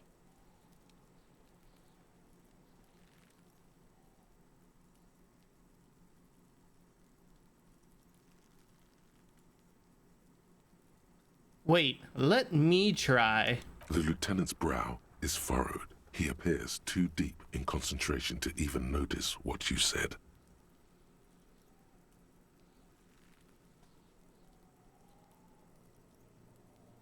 All right, take the shot, Lieutenant. What's the worst thing that could happen? I'll blow his head off. Take it. Take the shot. Yeah, take the shot, Kim. Yeah, take the shot. Kuno wants some of that shit. Silence. With his elbow sharp, the lieutenant unzips his jacket All right. and produces a lightweight firearm. He drops a paper cartridge in the barrel, separates the scouring stick, and gives the cartridge 5 tucks, securing it in place. He then steps back and assumes the fellow's desk position, taking aim. The corner of his eye twitches. His finger is on the trigger. All right. Shoot that motherfucker down. He's gonna fucking miss. The kid's voice is drowned in a shrill blast that echoes off the walls of the surrounding tenements. A cloud of smoke slowly parts in the air as the lieutenant steps back and says to himself, God damn it. "A lot of things were wrong with that shot. The fellow Stess was the wrong choice. His shoulders were raised, but above all, he cannot trust his eyesight. Oh my God, that was so many types of wrong. Who taught Four Eyes to shoot? Oh no. Whip up a grueling training regimen for him right now. Beat the man into him. Go, go, go. Go, go, go. Fucking idiot. Mookabat asshole. Oh man. Kuno could have hit it easy, but then Kuno's not fucking handicapped, is he? Oh, what the hell is wrong with you, Sally? You need to square your shoulders. I think you have your sports mixed up there, officer. Squaring my shoulders has nothing to do with this. Bitches fighting. All right, it's okay, man. Kuno's sorry too. Kuno feels sorry for the Beano Clad. The lieutenant doesn't say a word, just looks at the gun in his hand. Try again, maybe? No, we are lucky as it is. We didn't break anything, and the victim remains uncompromised. He looks around at the windows overlooking the yard. Any more mistakes could put us in an unfortunate position with the locals. We have eyes on us. I didn't do us any favors with that. Oh, what now? I have to say, it's beginning to look unlikely we can get him down without assistance. You know, you don't feel like too bad of a shot yourself. Yes! Take his gun and show him how to use it. Yes. Can I have the gun? I should try. It's bad as it is. Us shooting firearms No, it's like not. punks. He pauses, then shrugs and proceeds to load the pistolet. Go ahead. I'm not stopping you. Just don't lose it. The piece shines in his outstretched hand. They only have one gun. This is the sorriest pair of pigs Kuno's ever seen. Oh man, we are just getting mocked relentlessly over here. All right, let's take the gun. Yeah, take it, you fucking banani poika. Take it and shoot yourself in the mouth. Let's feel the weight first. The cold piece of bakelite and gunmetal is surprisingly light. Your fingers fit right through the guard, instinctively resting on the trigger.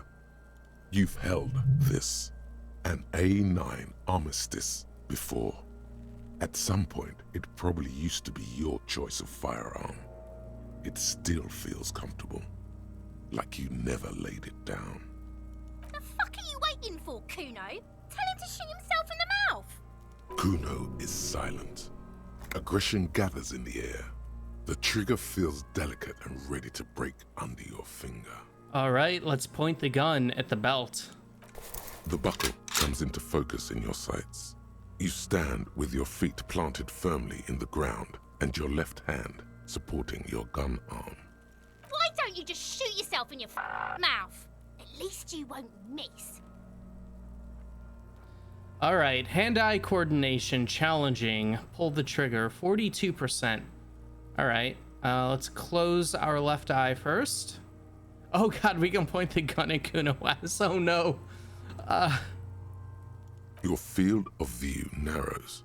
The branch slowly moves, becoming entirely two-dimensional.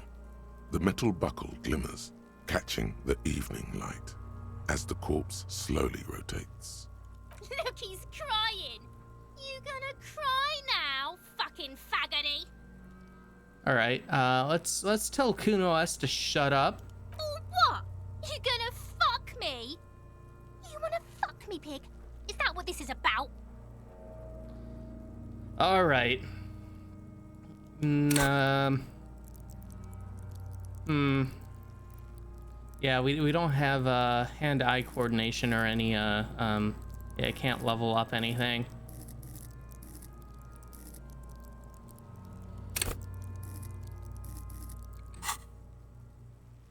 All right, 42% chance. Let's try it. First playthrough, I was never able to do it, so. All right, here we go. Pull the trigger. A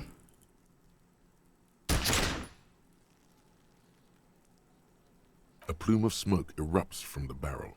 Your hand goes numb from the explosion. With your ears still ringing, you lower the weapon to see. Disappointing. Maybe some other future playthrough, I will actually be able to shoot the body down. So far, I'm 0 for 2. You missed the belt, but hit the corpse straight in the chest. Oh, whoops. Bits of ribcage protrude from the skin. Whoops. No blood, only a murky sludge dripping down his belly. The sudden stink makes your eyes water. Oh my god, he's gonna fucking cry! I knew it! What a monster! Ask for another shot. You'll get it with the next one. The goddamn light reflected off some window. Surely. There's something wrong with your weapon, Lieutenant. It keeps missing. Can you reload it, please? I need another shot. The cadaver is already compromised bad enough. We don't have to make it worse. It came out wrong. You made it sound like you're some sort of roulette addict looking for a fix. Ask again. More controlled this time. Please, Kim. There is silence. Victor Power wants to fuck up again bad!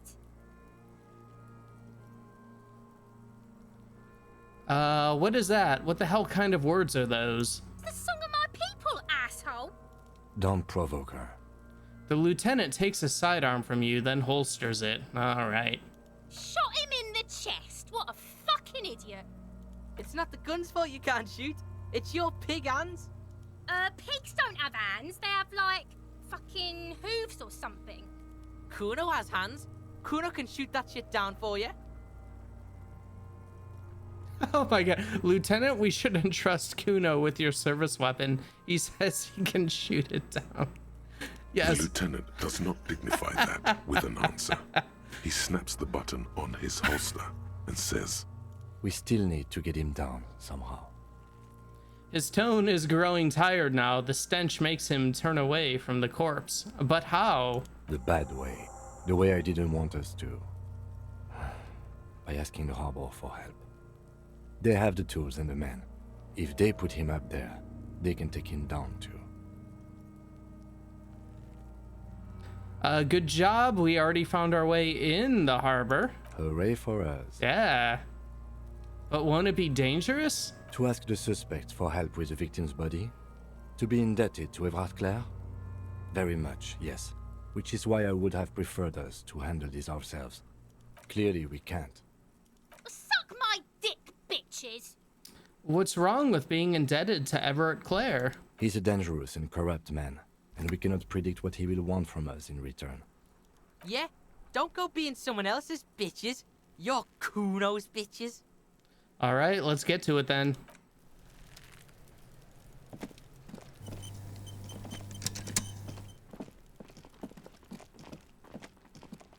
All right, let's head on over to the Union at the harbor.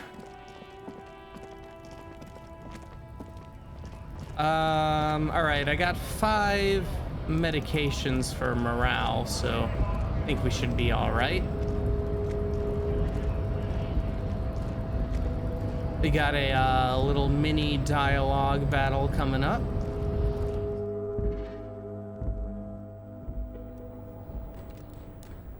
All right, let's take a look around here. Every worker equals member of the board is written, excuse me, at the top of the flyers. This is a Dewey typewriter. The model name is on the back.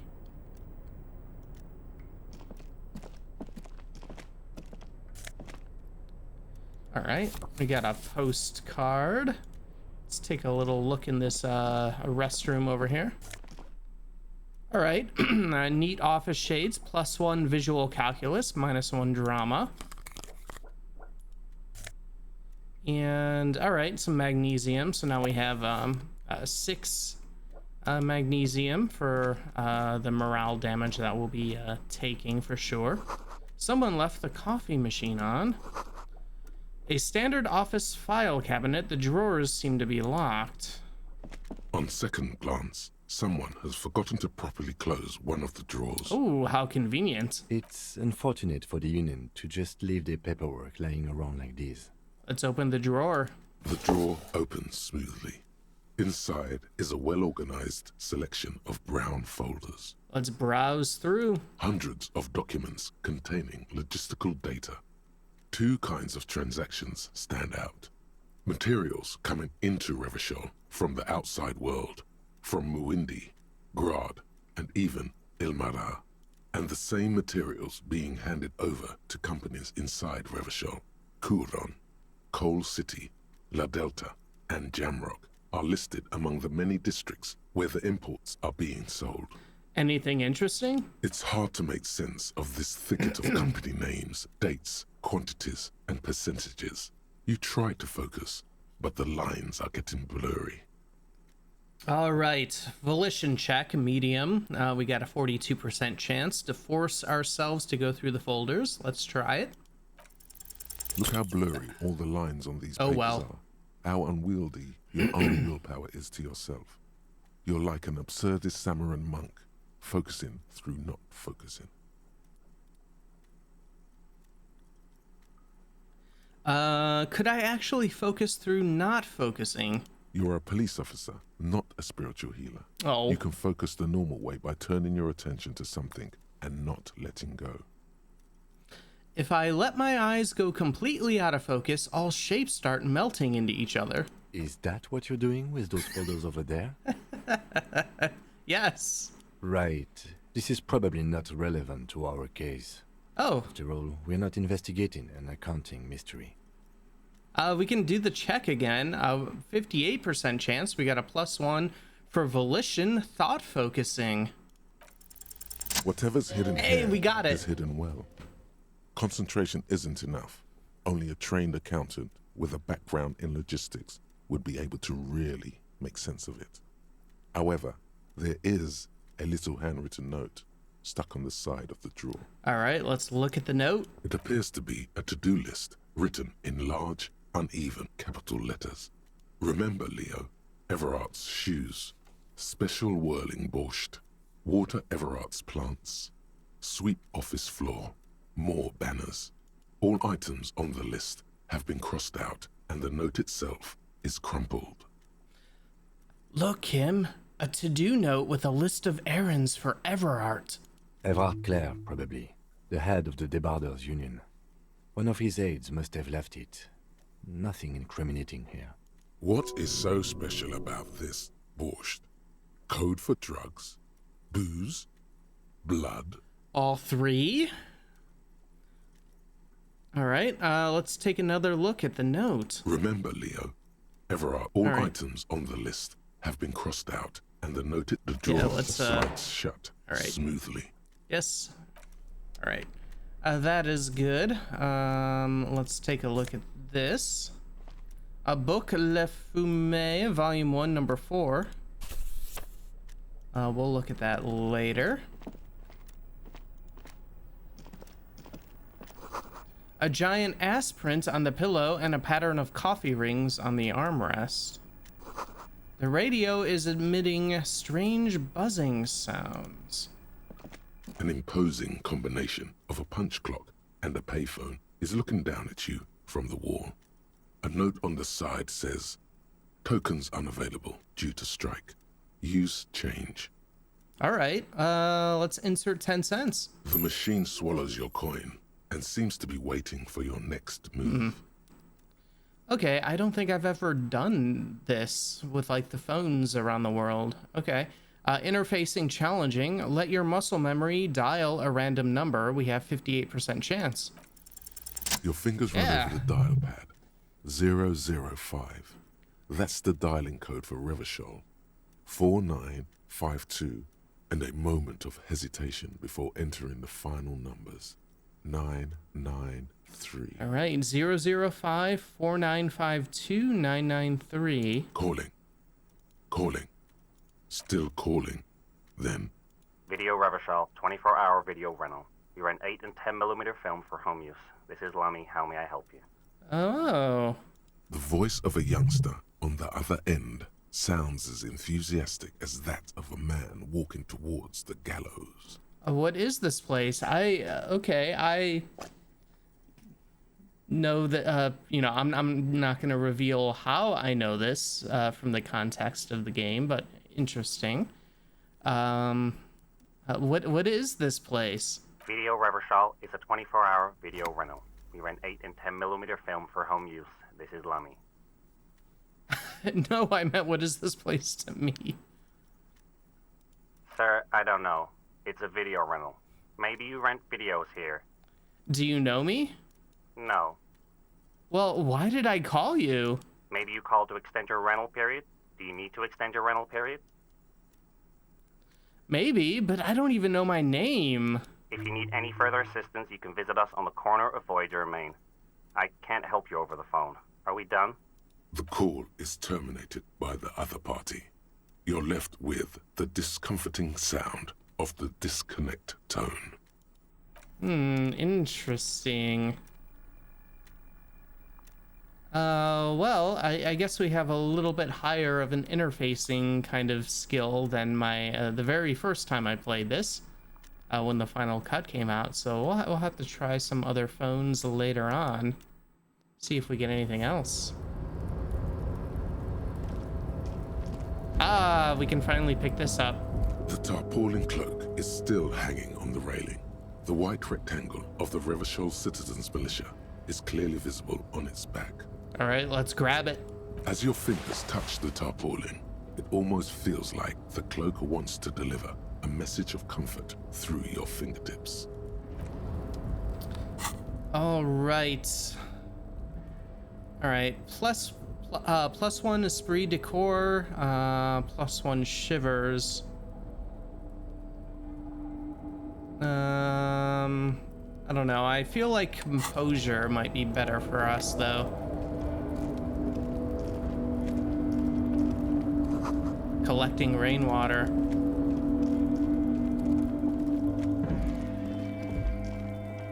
All right, we got some bottles to pick up.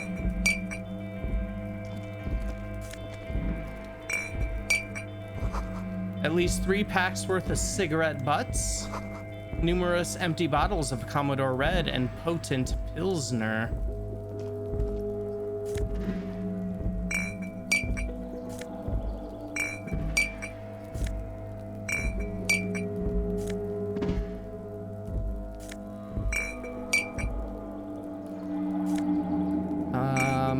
We'll be able to sell this for a little bit of money at the local Freet store.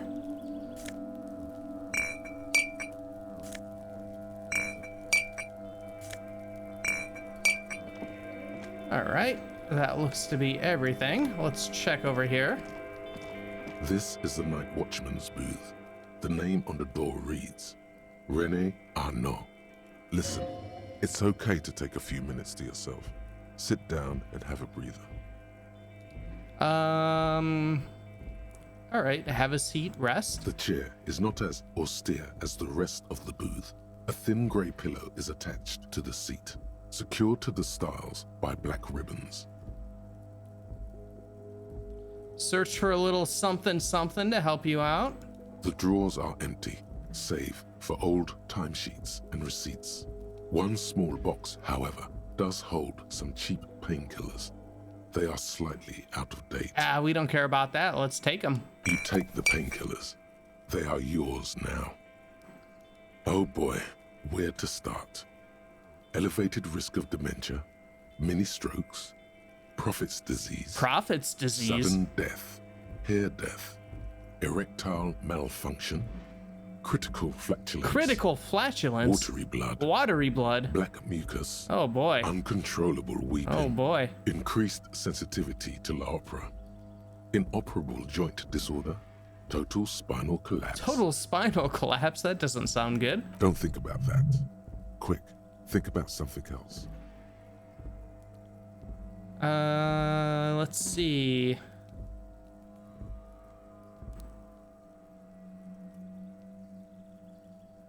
All right, disco, mirror balls, kick-ass moves, boogie beat. The imagined dazzle of light overwhelms any list of potential side effects. Any negative thoughts are drowned out by the fantastic blast of disco. All right, let's get up. You stand and exit the booth. All right, Kim, I'm gonna take a quick look inside. If you must. But please hurry. We are pretty easy to spot up here. Nothing incriminating catches your eye. The cabinets are clean and their sparse contents meticulously organized. There's a framed photograph on the table. All right, let's take the picture. It's a black and white photo of a young couple out in a street fair. The man is young, dark-skinned, and dressed in a Royal Carabinieri uniform. The girl is smiling playfully at the camera. Why did you take that? The lieutenant asks, glancing at the photo.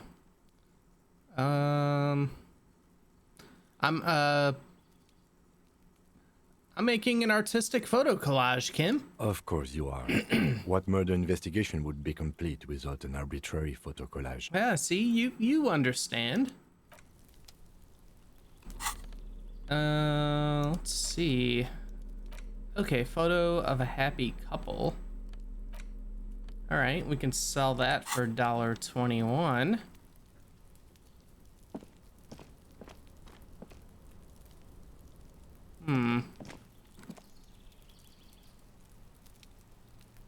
All right, there's something we can interact with down there. I guess we'll have to figure out how to get over there. Oh, we got a thought. All around you, great machines in quiescence. A composite eye of halogen lights watches you, emitting a low buzz. White pine trees are printed onto the screen covering. Looks like a forest under snow.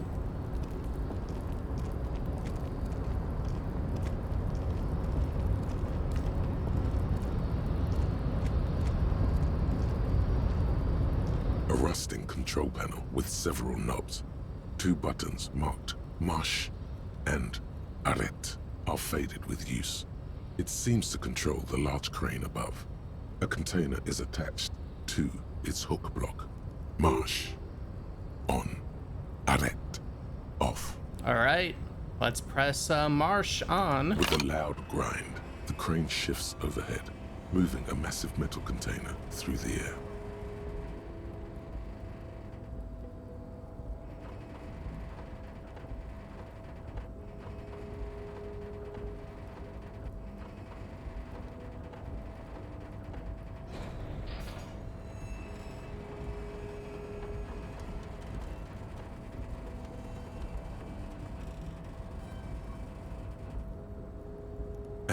With a surprisingly quiet thunk, the crane places the container down. The harbor sleeps as the strike rages in the distance. The crane can rest again, now that its purpose has been fulfilled. Its purpose? What do you mean? Moving this container, of course. For this purpose it was built. For this purpose it has acted. And now it will rest. I can't see how that was worth the ruckus, except for seeing the crane in action, which I admit was satisfying. Heck yeah. All right, let's turn it off. The crane does not return to its original position. Oh. It does not move at all. All right, let's leave. Let's make our way up. Check out what's going on over here. All right, so 1 real and 11 cents. And some Nosafed. All right, we can at least, we'll get full health going, why not? You see faded industrial lettering on the platform, Kavalsund. All right, we'll go ahead and just do a save. I think it's been a little while. Check out this crate here. Before you stands a cargo container, just one of many in the yard. Lieutenant, I think there's something special about this container. You do? Because I don't. What? Why not? There are 1 million containers here. Why are you fixating on this one? Well, it was hanging from that crane. You just picked one out because you wanted to interact with a cargo container. We are not here to interact with containers. We are here to get the body down from the tree. All right, let's knock on the door anyways. Knock, knock, knock. No reply. The knock produces a hollow ring of metal. Doesn't sound like there's anything inside the container. Let's try opening the door. You attempt to turn the handle, to no avail. The doors seem to be mechanically locked. To your left, the lieutenant considers your actions with some puzzlement. Okay, we have a rhetoric check to persuade the door to open. All right, so spoilers here. Now, let me just first say my previous time going through this game, playing a different kind of cop, I was never able to press to succeed the rhetoric check to persuade the door to open. I don't know if we will this time either, because rhetoric isn't something we're specifically going for. However, I do know you can pass it. I have seen people pass it and what's inside, and it's pretty neat. I won't reveal that for anybody watching, especially if they want to see it themselves. If we don't happen to get it ourselves, 3% chance. Let's try it. Persuade the door to open.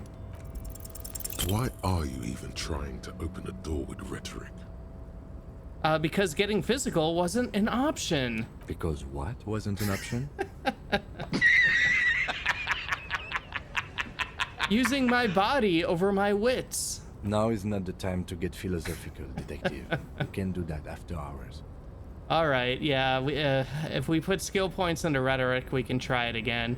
It's apparently really hard to do, but definitely worth checking out if rhetoric is something that you're putting points into. It is pretty neat what is inside the container. All right, nothing more to do here for now.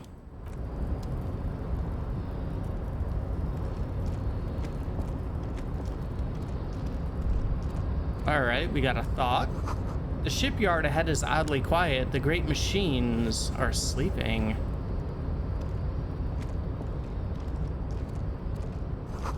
A pile of cargo belts used for heavy lifting. One says vermilion. Oh, we got some money. 110 real.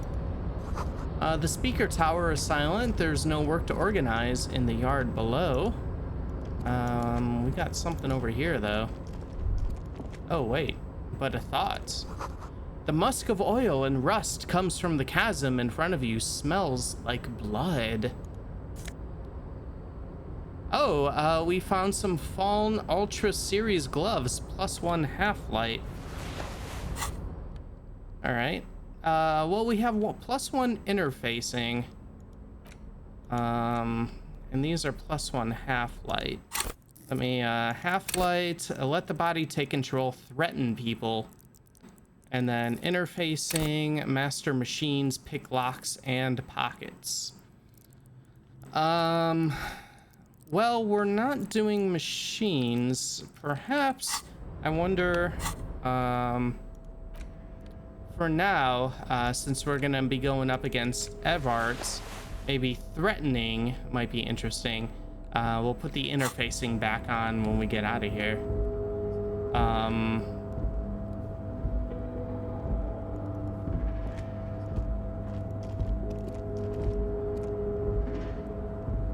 All right, looks like we got a little more money down here. 110, industrial size thermos, smells like burnt coffee. And 116 over there. All right, we can hit that guy on the way out. Let's head on in here for our first little boss battle of the game. Dialogue boss battle with Everard Clark. The coffee in the giant thermoses is still lukewarm.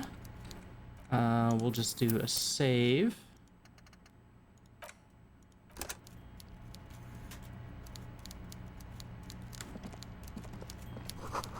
A stair made of pallets leading up. All right, there he is. The big boy himself. Head of the Union, Everard. A taxidermy fish that tells time. All right, let's go. Before you is a walrus of a man seated behind a large desk. He looks up from his work, not the least bit surprised to see you. With great effort, he straightens himself up in his chair, yet says nothing. He simply stares at you, with a mixture of expectation and impatience, well bottled. Oh, interesting. I know my first playthrough with whatever stats I had, the highest. I think we had like a staring contest for a while because we didn't want to be the first one to speak because we wanted to show our power over him. But I guess this time we don't have that option. Interesting. Very, very cool. God, I love this game so much. Just there's just so much difference with different things that you put your points into compared to others. Very cool, very fun. All right, let's get straight to business. There's a dead body in a tree. Welcome, Mr. Dubois, Mr. Kitsuragi. Mr. It's good of you Dubois. two to stop by. Please, have a seat. He gestures to a tiny chair opposite his giant desk. And I'm so sad that I haven't been able to do the Raphael Ambrosius Cousteau. Like, we just take like a different name. I'm very sad. I guess we missed that. Probably needed more like Inland Empire or something. I'm Everard Clare, head of the Debarders Union here in Martinaise.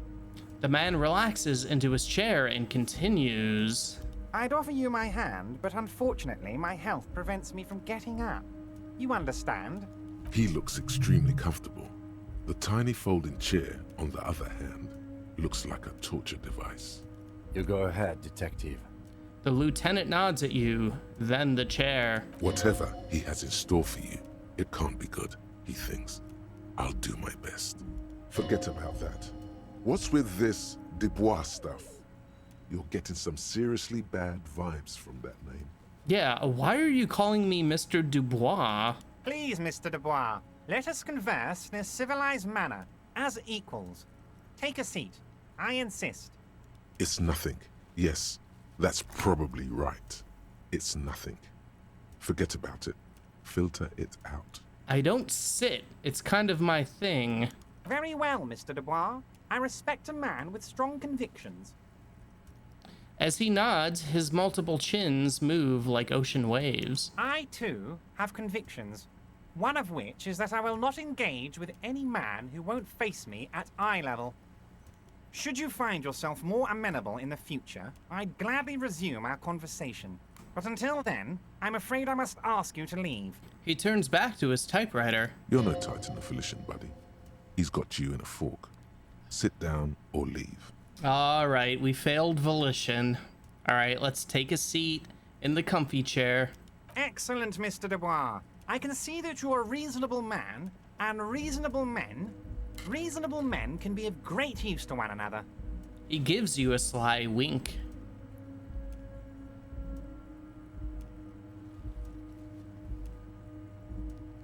All right, try to wink back. So tell me, how can the head of the Debarders Union help a representative of the Revachol Citizens Militia today? The chair you're sitting on has got to be the most uncomfortable chair in the world. It's violating your backside. All right, yeah, failure with pain threshold. Oh, by the way, I heard you got a rather rude reception from a certain Lawrence Gart. Some people have no manners, it pains me to say. This should take care of that nonsense. He points to a giant novelty check on his desk. It's absolutely comically large. It should be sufficient to cover your expenses for a few days and patch over your differences with a cafeteria manager. Go ahead, take it. He points at it again. Wow, that's 25 real. Yeah. That's good money. You need it. All right, so in my previous playthrough as the David Lynch sorry cop, of course, I didn't take it because, you know, I was trying to be a better person. That playthrough, I didn't do any drinking, drugs, or cigarettes or anything.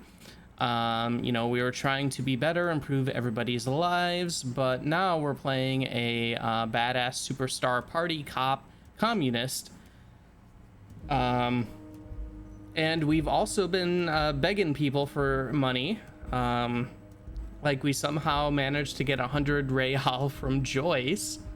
So I think what we're doing is just taking the money. I mean, we're basically, you know, spoilers, kind of in the Union's pocket a little bit anyways with this.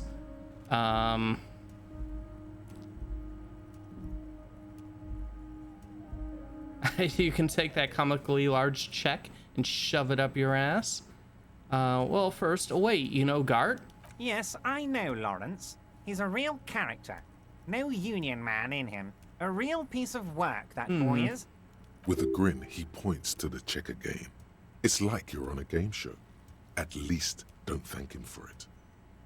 All right, well, we'll listen to drama. We'll take the comically large check, but don't say anything. Is there anything you'd like to say to me? Or... No. No, it's cool. We have integrity. Cool? I wouldn't go that far. I'm sure there are cooler things than delivering a comically oversized novelty check to a cafeteria manager. But, sure, if that's what's cool nowadays. It is cool. It's very cool. Now, I'd like to set your mind at ease about one other matter. Your lost gun. Let me assure you, Union people are on it as we speak. I've got my best hounds looking for that lost gun. His slug-like lips move, but all you hear is an echo. Lost gun, lost gun, lost gun. Lost gun, lost gun, lost gun. The world is swallowed by a black hole of fear. Only two words escape its gravitational pull. Lost and gun. How do you know about my lost gun? I know everything, Harry. Right now, I know that you're worried. Don't be worried. Everything's going to be all right. It's not like you left it loaded. You didn't lose a loaded gun. Local children aren't out there playing with it right now, pointing it into their own mouths. It's in a safe place. I just know it. I have a feeling everything's going to be all right. It was loaded. There were 2 bullets in it. You always keep at least 2 barrels loaded. Okay,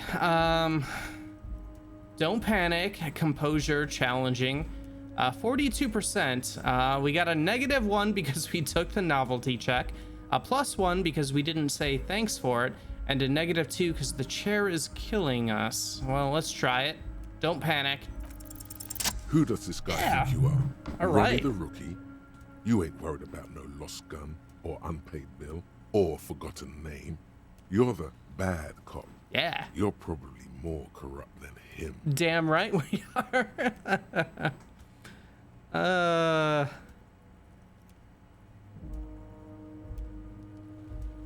All right, let's sink deep into the folding chair, smile, and cross our hands behind our back. The fat man does the same, sinking deeper into his chair than one would think is physically possible. He seems to be enjoying your little display. Okay, I have not seen this little display before. It's very fun. Good. Now lean in with some corruption. Ooh, listen, Everard, pal. We both know what makes the wheels of the world turn. That we do, Harry. Let them say what they will about you and me. We're both born fighters. Let's see. Nice bit with the chair, by the way. A good way to keep your guests on edge. Why, thank you. It's always nice when a fellow professional appreciates your work. That's it. Now kick back and add a final flourish for dignity.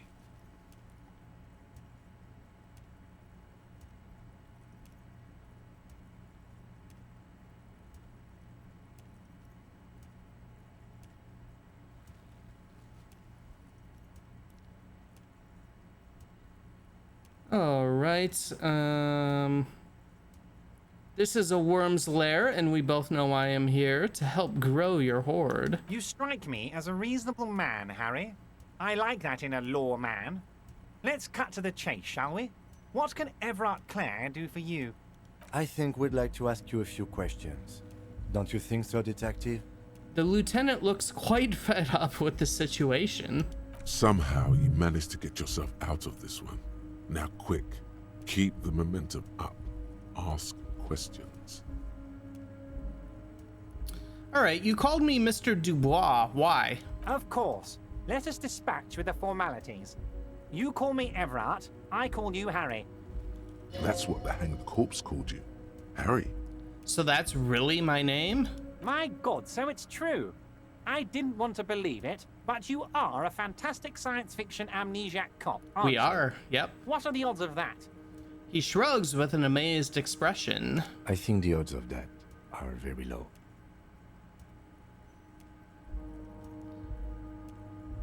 Hey, my memory's fine. I'm just testing you. So good to hear that, Harry. Sure, why not? Apparently, my sources were wrong.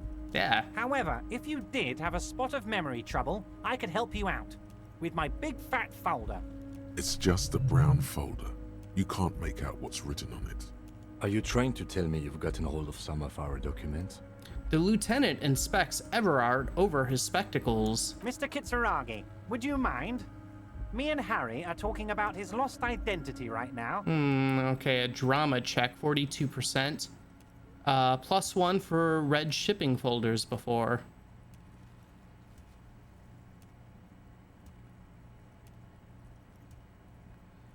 Hey, where did you get that folder?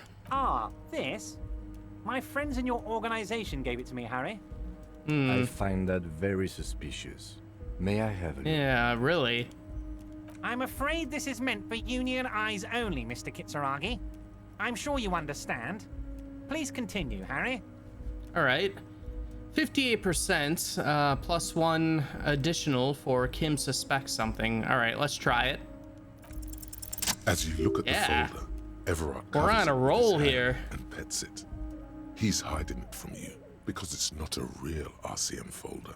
It's just another one of those brown folders you saw in the file. Ah, that's right. That's not an RCM folder. Okay, Harry, you got me. This is from the Census Bureau, not the RCM. Those Census Bureau people are absolutely corrupt. You should do something about them. He got the name from the Census Bureau, and everything else from your actions here in Martinaise. Yes, Mr. Kitsuragi from the Census Bureau. Like I said, now I'm actually a very busy man. So is there anything else I can do for you, Harry? In pity, The mystery of you will have to remain a mystery for the time being. So the Census Bureau says my name is Harry Dubois? Yes, that's what I said. Try to keep up, okay? Let's move on. All right, we got one more point. Let me check my list here. So electrochemistry, suggestion, savoir-faire, and reaction speed.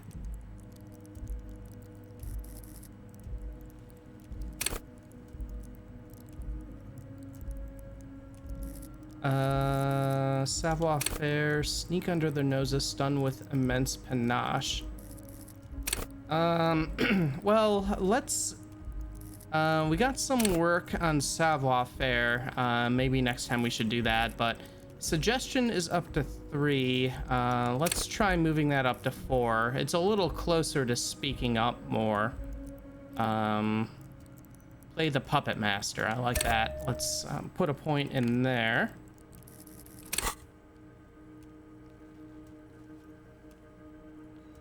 All right. Aren't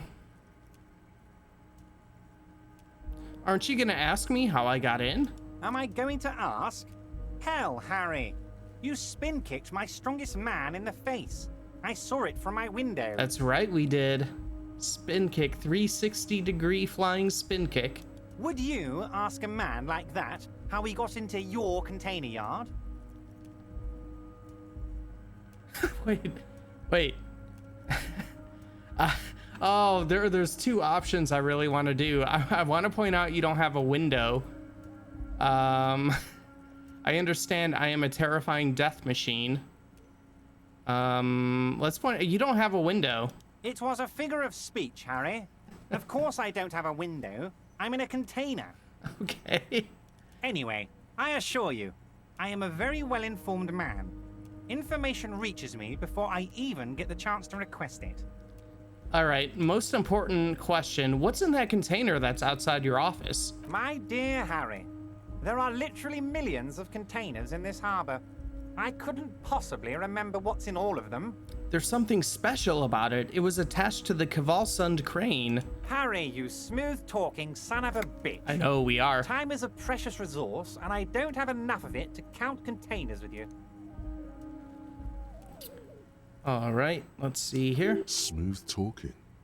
Maybe that's the way to go about opening the container. You should at least try convincing it. Yeah, we should.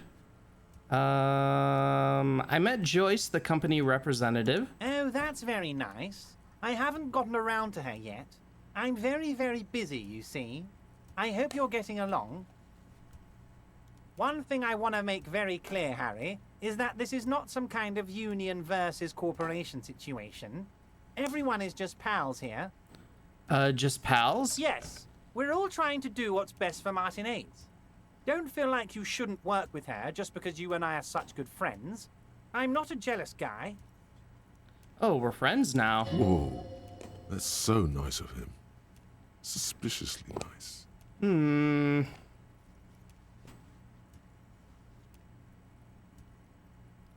Let's see. Are you sure? I find it a little odd. I'm just a nice guy, Harry. I wouldn't be where I am now if I wasn't nice. Politics is all about emotions, and I want you to have positive emotions when you think of me. Okay then, positive emotions it is. You like positive emotions. All right, what happened to the previous negotiator, Mr. Garmond? What do you mean, Harry? Nothing. I let him go. He made concessions for the company in previous negotiations. Why would you let an ally like that go? He's an old man, Harry. I wanted him to spend more time with his family. God knows how long he's got left. Well, you did call him a midget. Harry! I have little people in my organization. I would never call someone a midget. What is this? Honestly, I'm beginning to think you're a midget, Harry. I'm only kidding, Harry. You're not a midget. No one is. We're pals. Oh, are we? It's hard to say if he really lost his temper, or if this is another one of his tricks. This man almost never angers visibly. Joyce said the previous union leader vanished under suspicious circumstances. Vanished? Harry, the woman left her casserole in the oven and couldn't make it here in time for the voting. Oh, did I leave my casserole on? Better go home and check. The election can wait. When she got back, the whole thing was over. Wait, there was no mention of a casserole from Joyce. Funny, Joyce didn't mention any casserole. Harry. Do not fixate on this little matter. Maybe it was a rabbit stew, or a hairdryer, or an iron. The point is, her heart wasn't in it. Mine was. Everhart, Joyce seems to think the union is lowballing her. Yes. Lowballing, of course. This isn't a casino, Harry. Real people, real livelihoods are at stake here. But everything's a casino for those rich types. His expression makes it clear. This is childish and irresponsible behavior. Alright, why haven't you let her in to see you? If she actually wants to see me, she will find a way. Any good negotiator would. And I just don't have anything to discuss with a bad negotiator. He doesn't want to see her. It's as simple as that. Okay, let's talk about something else. Of course, Harry. Let me just assure you one more time. It's perfectly okay to share anything we discuss here with this Joyce. This is a completely transparent organization.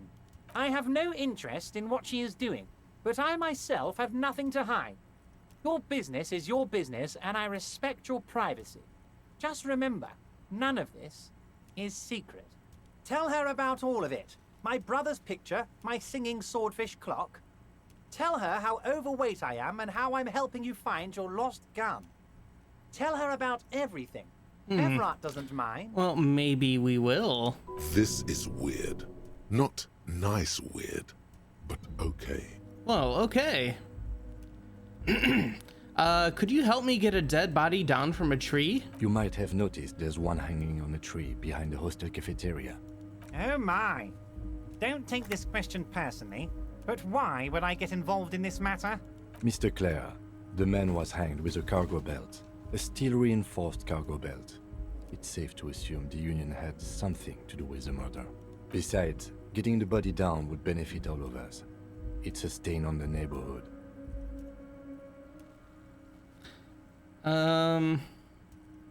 Yeah, the belt thing. I can certainly see how having him up there might start affecting some real estate values.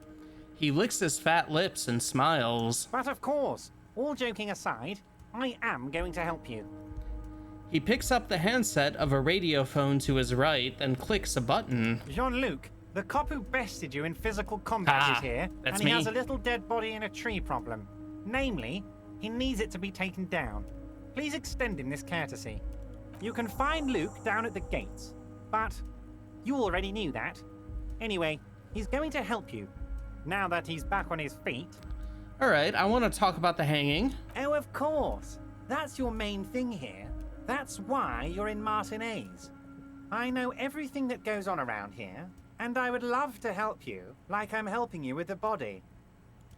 I mean, it's no secret that the lynching is connected to the strike. So much to talk about. Honestly, it's been weighing on me so heavily. I understand you need to interview me. Alright, say nothing. But there's a thing that's been keeping me up at night. I want to talk about the hanging. I mean, if we could just calmly talk, exchange information, we could blow this thing wide open. Sure. Yes, that sounds good. Let's do that. But I can't think straight with this thing weighing on me. You're police officers, aren't you? I have a crazy idea. You guys are basically door-opening machines. Incredibly talented at opening doors. Kim, is that true? Are we door-opening machines? I'm not sure I understand. If you're asking us to break down someone's door, it's not going to happen. Come now. I just need you to go open a little door for me and leave it unlocked. A simple thing. Absolutely nothing shady about it. Does this jiggling ooze think he's going to use you? He's got another thing coming. Play his game, son. with your eyes peeled. He's going to slip up, and when he does, you're going to come out on top. All right, damn it, fine. I'll look into it. We need to talk about that murder. Fantastic, my friend. Just let me know when it's done and we can take our friendship to the next level. He flicks his fingers. You can get the key from Manana. He's down by the gates. Manana's like a free agent in the Union. Special operations. Hardened socialist. A real free thinker, too. He'll tell you precisely where the door is. One last thing, Harry. Just open the door. You don't need to go in or anything. I just want that weasel to come home and see the unlocked door. All right, I'm told the Union is involved in the local drug trade. What? Harry, how could you say that to me? You know I appreciate a joke as much as any Johnny Fat Guy, but I can't take slander. Are you actually investigating this? I am. You've hurt me, Harry. Me, a friend. But you know what? He perks up. And gets over it in 2 seconds. Seems like it didn't really hurt him. Yeah, I don't think so either. I trust you, like I trust all my friends. And I know you'll never talk to me about this again, because you don't want to wound me. So do what you want, and let's change the subject. Thank you for your understanding. We will continue to do what we must. You too, Lieutenant. You know, I like you, but you never were my favorite. I'm a Harry guy. I'm Team Harry. Hell yeah. None taken.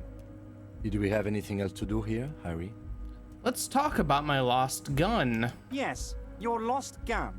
My best men are on it. They're turning every stone, searching every playground, asking kids, grandmas, everyone. Your gun will be found, Harry. Let me assure you of that. It's just a matter of time and effort. The only way to find it seems to be working with him. He might even be holding your gun hostage.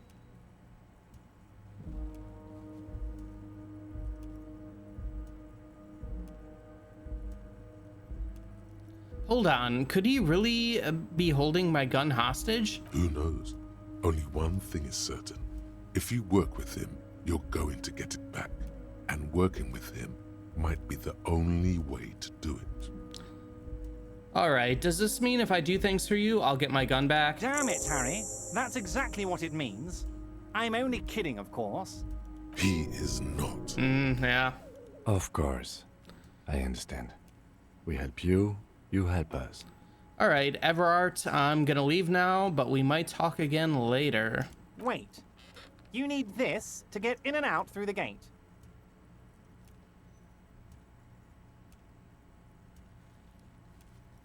Thanks. I was wondering how I'm supposed to get out.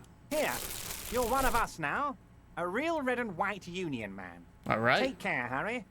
Goodbye, Everart, for now.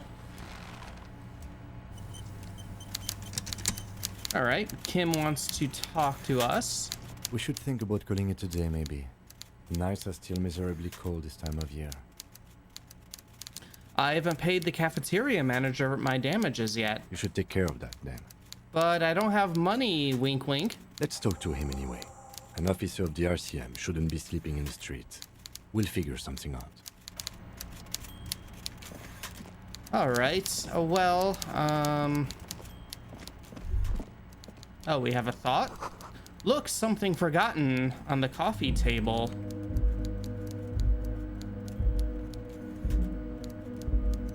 Is there? We can't see it. How about if we do interfacing?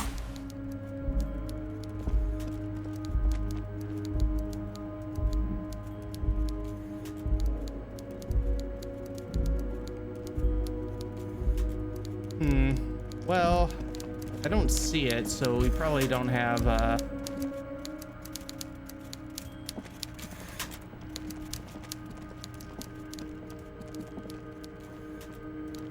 Oh well, let's head on out.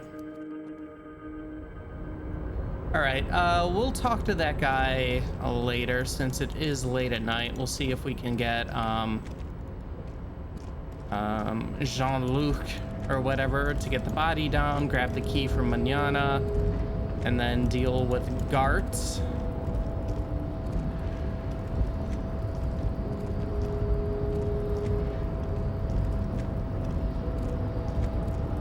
So right now we're going to exit the Union.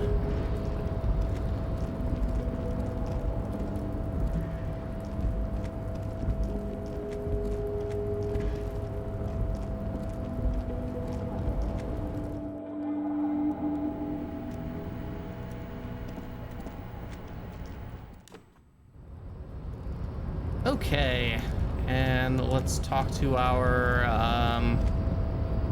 well, not friend, but the racist gentleman that we beat up. Do not presume this has drastically altered our race dynamique. I knocked you out like a god of martial arts. True. I said nothing about our personal dynamic. That has altered. A little. Everard told you to help us get the body down from the tree. So it was. You bested me in race combat to reach my superior, then had him give me an order. I salute your cunning, enemy. I will go and remove the body from the tree with my bare hands. You're so noble, Measurehead. Oh my god. But while I am gone, someone must stand guard on the bridge. That someone needs to be you. Both of you. Alright, okay then. Babe, see that they stay here the whole time.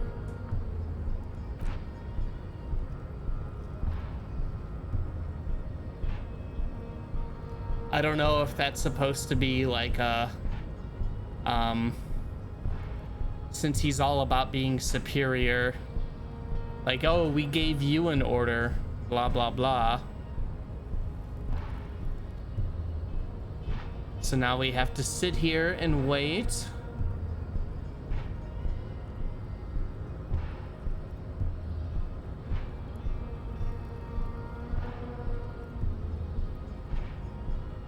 Hopefully it didn't soft lock or anything. That definitely happened in an earlier stream of this with someone else.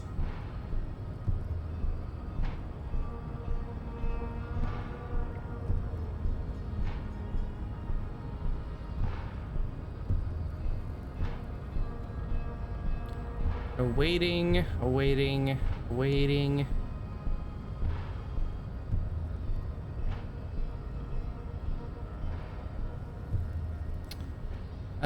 So how's it going?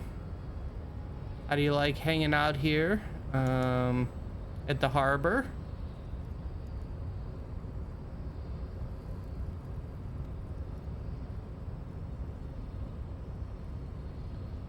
Oh boy, I really hope it didn't soft lock again. Did it soft lock?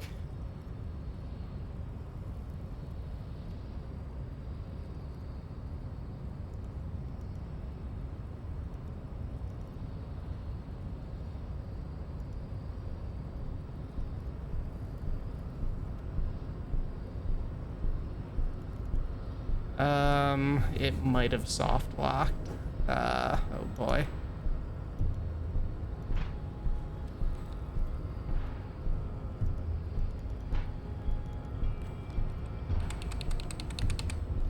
Yep, I can't do anything. All right. Oh boy. Oh god. How far back is this gonna throw me back? All right. Definitely very annoying.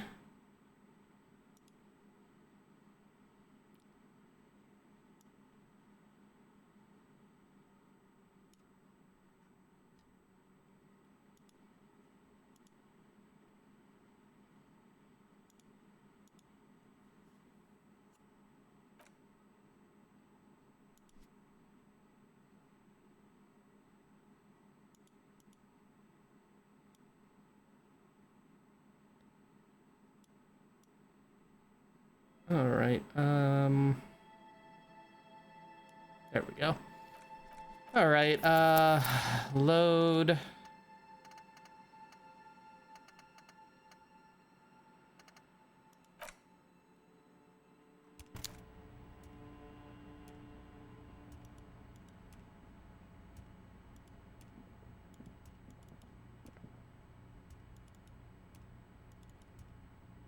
We should think about calling it a day, maybe. You should take care of it. Let's talk to it.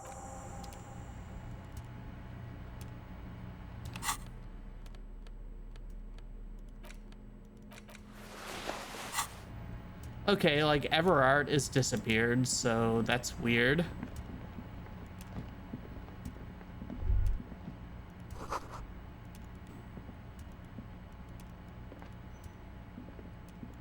All right, let's head out and try that again.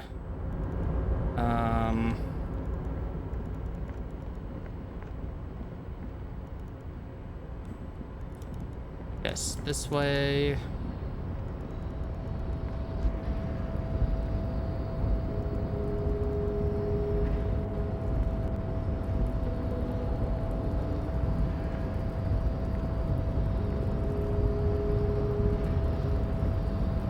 Oh, great game, but I don't like how it's still kind of soft locks like that.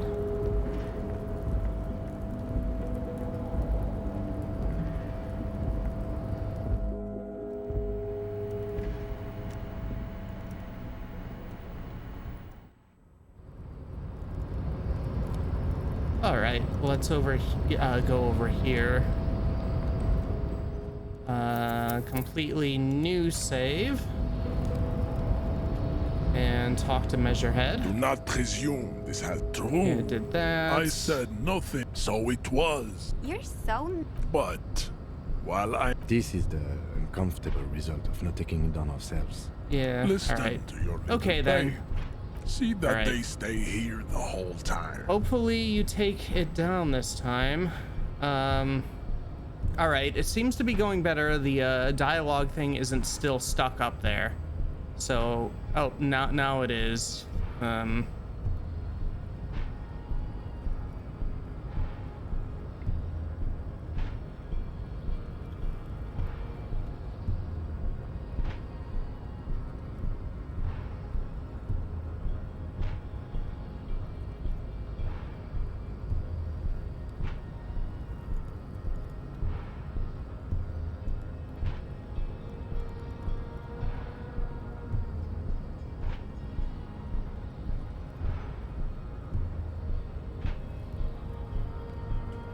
All right, let me like look this up.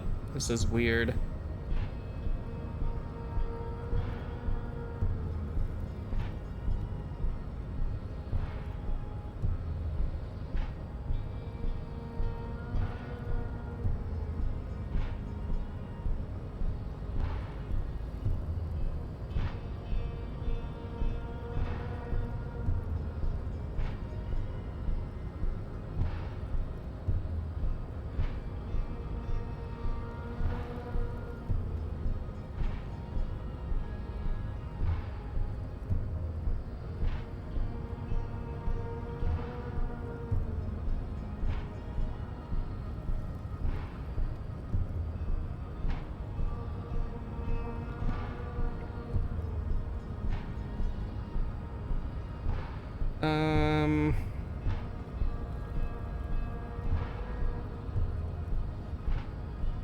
Oh, okay.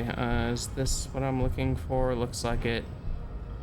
My game decided to soft lock in the best possible place. I sat for 20 minutes here thinking that I actually had to wait for Measurehead to come back.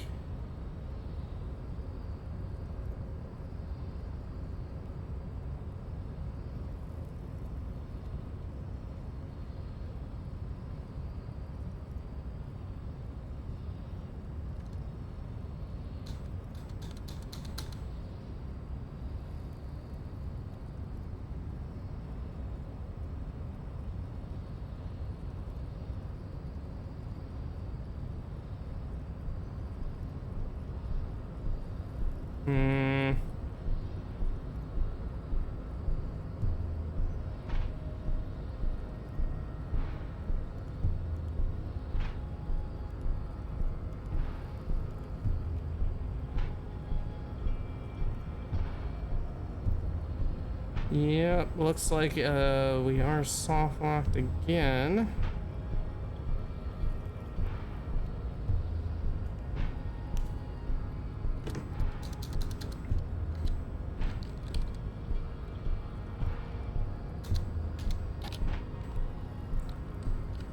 All right.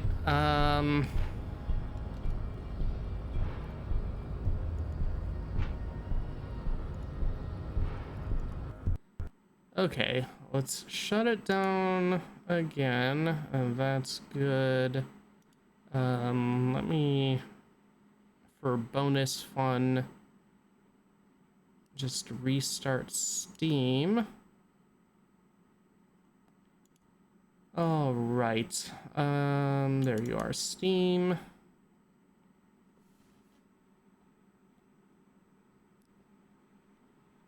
Opening. Okay. Launch game.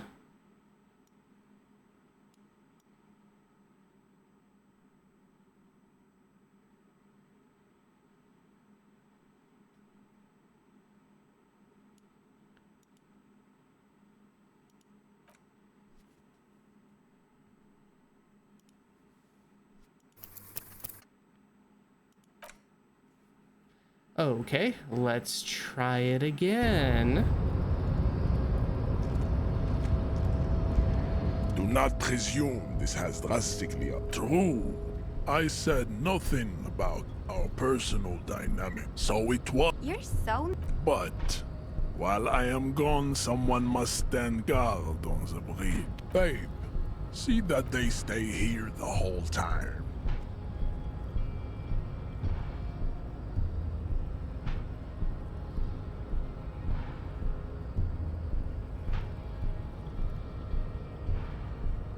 The woman's gaze There we go. follows Measurehead as he leaves. Okay, so apparently it took not only shutting down, but we had to restart Steam for some reason. Weird.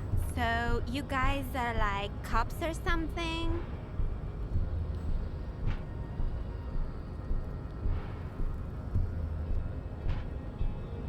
Yeah, we're just trying to keep things from going to shit. Have you ever thought that maybe things should go to shit? I'm Katya, by the way. Hello, Katya. You hear that? That sound. He's breaking something. Yeah, Jean-Luc must be really tearing it up over there. I wish I could see it. Yeah, I also wish I could see it. Don't worry. Physical stuff like this is really easy for Measurehead. Mental stuff, too. He's really spiritual, you know. She looks around. It's late outside, isn't it? You guys must really like doing what you do to be out so late. She turns to behold the behemoth appearing around the corner, approaching the gates. All right, finally. Finally, the body is down. The corpse has been removed from the tree. Stand down and congratulate yourself. You have sided with Ray's victory today. Sorry, there has been no side choosing. We did what we had to do to keep order. And what you had to do was to become a Union man for all to see. Yeah, whatever. See you later. All right, let's get the key from Manana. Oh, he might be gone. It is pretty late. It is 10:24 p.m. in game.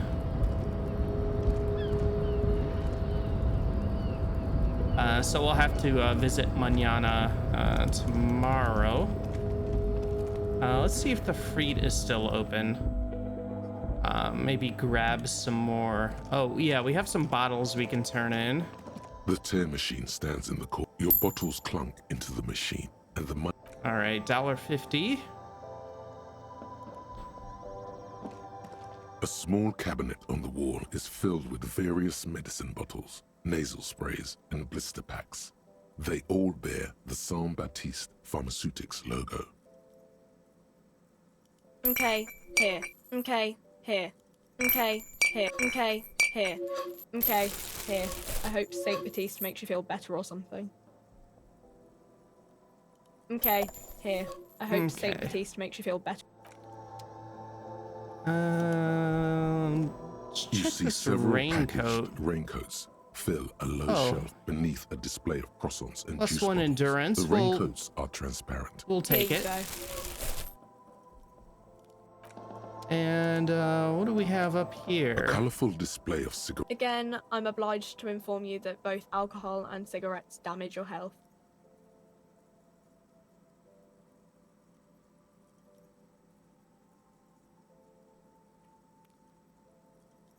Let's get some Commodore Red Here you go, mister. and some potent Here Pilsner. you go, mister. All right. We got some booze. We got some smokes for later.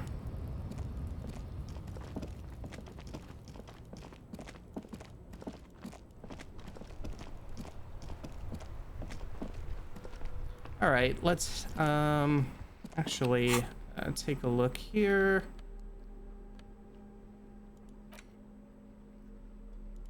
Oh, actually I wanted this. All right, let's talk to Gart.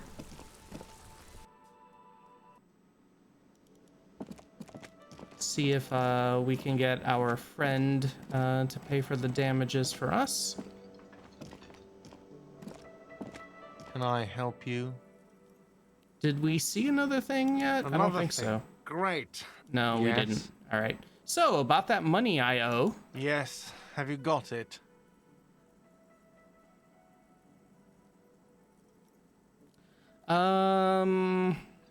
I was wondering if we could come to some sort of arrangement for tonight. Does that arrangement include you paying me what we already agreed you owe me?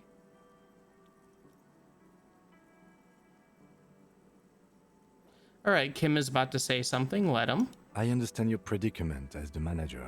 However, I feel I must remind you that we are here to conduct an important investigation that also affects your business. Forgive me for saying this, but your colleague seems more committed to drinking, and I mean no offense. It's really We nothing just personal. did buy I booze. just have to protect the interests of this establishment. Hold on, I still have my key, you know. Good luck trying to use it. He taps his foot against a metal box installed in the back of the counter. Draconian measures. I know, right? All the locks have an electronic component. They have to be unlocked down here with a master key before your guest key will open the lock. All right. I'll find a way in. I'll break the door down. Oh, wonderful. Try to do that. I'll have to call you an ambulance. This conversation isn't going anywhere, is it? Not until you bring me the money. Okay, I might have something in my motor carriage we can use when you're done here. Oh, Lieutenant, we're done here. All right, goodbye. All right, let's head over to the motor carriage. I know we have money. We had like over 100 real, but we blew it on a bunch of stuff because I wanted to buy things. And I already know that Kim will kind of pay for the first night. Inside, you see a set of steering levers, a radio microphone, a pull-out toolbox, and the soft glow of the fuel preheater gauge. I have something here we could sell. Look in the back, in the suspect transport enclosure. Transport enclosure? Regular people just call it the cage. Yeah, all right, let's look in the cage. The cage at the back of the motor carriage looks rather uncomfortable.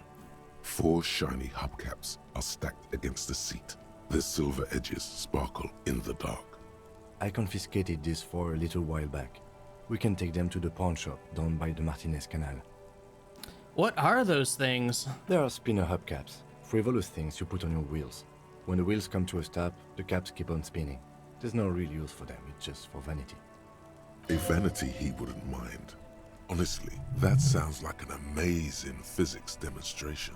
What do you mean you confiscated them? A couple of weeks ago, I stopped a young man for going slower than the speed of traffic. Turns out he was some coalition official's son and high.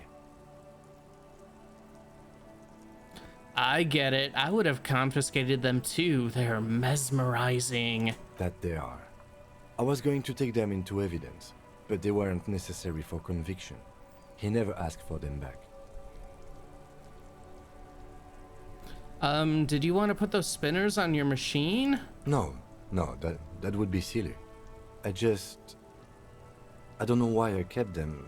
It doesn't matter. I couldn't put them on this MC anyway. A cup with spinners. That would be outrageous. Yes, outrageously cool.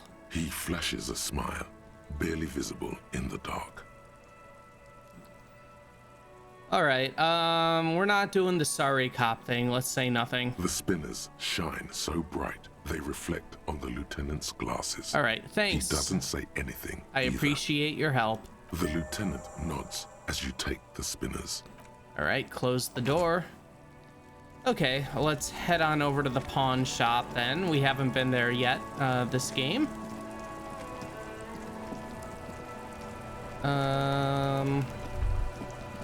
Oh, wait.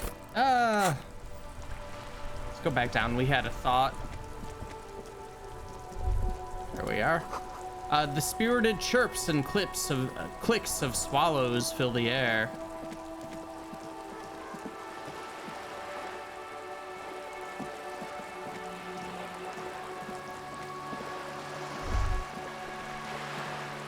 You hear the distant squall of seabirds.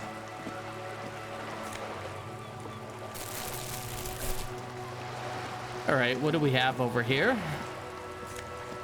Oh, 201. All right, let's just head back up for now. We got to get over to the pawn shop.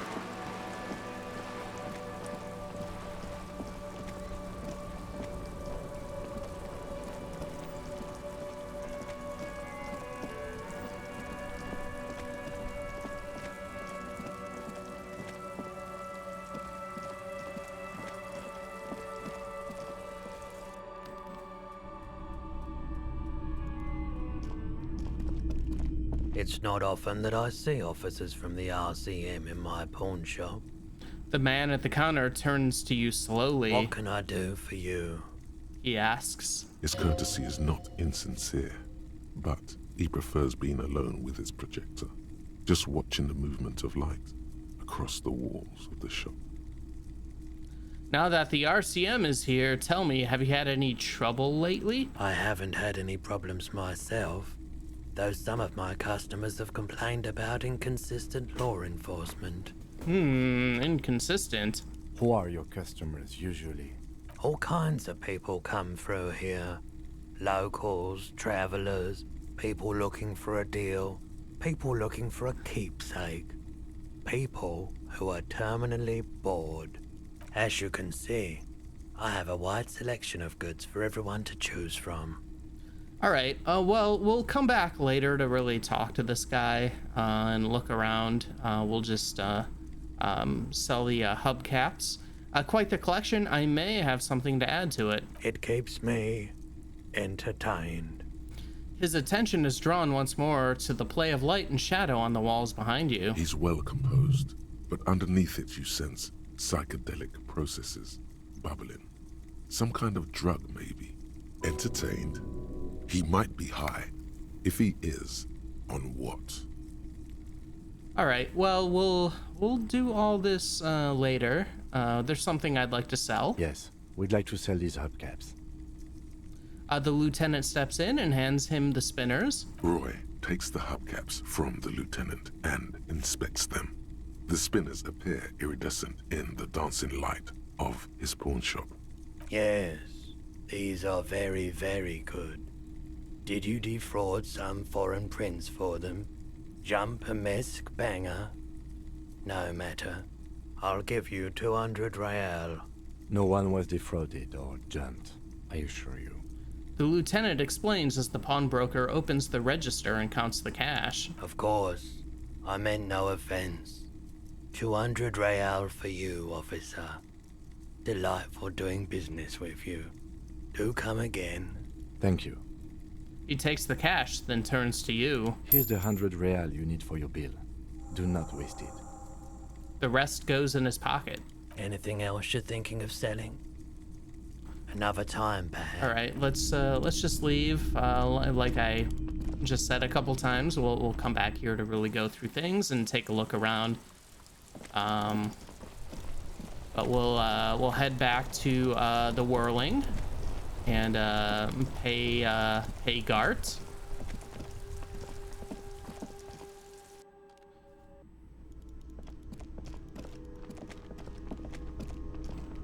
All right, Gart, here's your dumb money. Can I help you? So, about that money I owe? Yes. Have you got it? Can I pay with this check? Show him the giant novelty check. You must be joking, right? You come here, trash everything, and now you try to pay with a novelty check? This isn't a game show. I'm not going to accept it. You owe me cold, hard money. I want to see that money in the palm of my hand. Every single cent. Damn you, Fat Everard. Your novelty check is useless. Oh, man. You can cash it in at the local frit near the harbor gates, though it might not be enough to cover it. All right, well, I have your money, and we'll be able to cash that check, hopefully. Well? I hope you choke on it. All right, here's 100 real. Great. Thank you, officer. That's all I wanted. Payment for services rendered. If you continue to stay here, I just ask that you please pay your nightly bill in advance starting tomorrow. He's not sorry about his behavior for your sake. Now that you have money, he really wants to make sure you're not angry with him. The electronic lock to your room has been disabled till 9 p.m. tomorrow. Please pay for each night in advance starting tomorrow. 20 real per night. Okay, so we got to make sure we have 20 real stowed away for tomorrow night. I'll take a room here too. He opens his wallet. Of course. Always happy to have officers from the RCM as guests. Anything else I can do for you? All right, goodbye for now.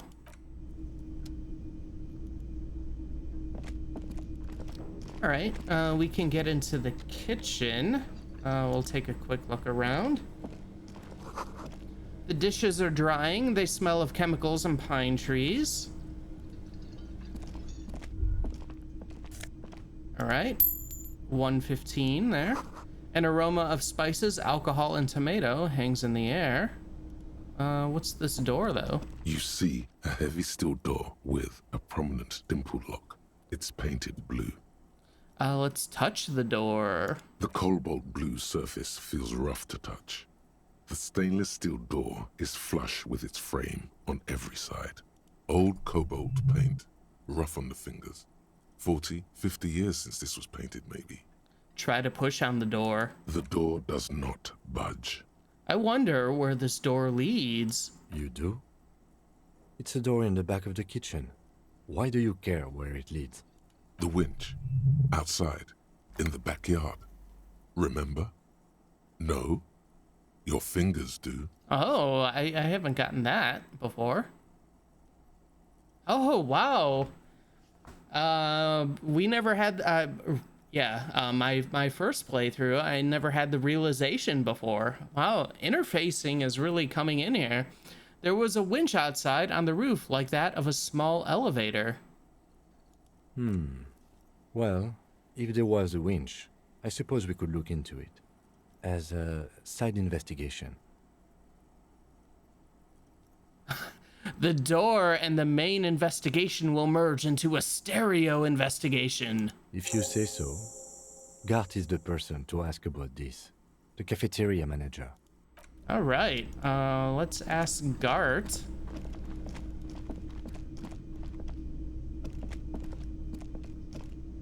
Can I help you? Gart, I saw another thing at the Whirling. Another thing. Great.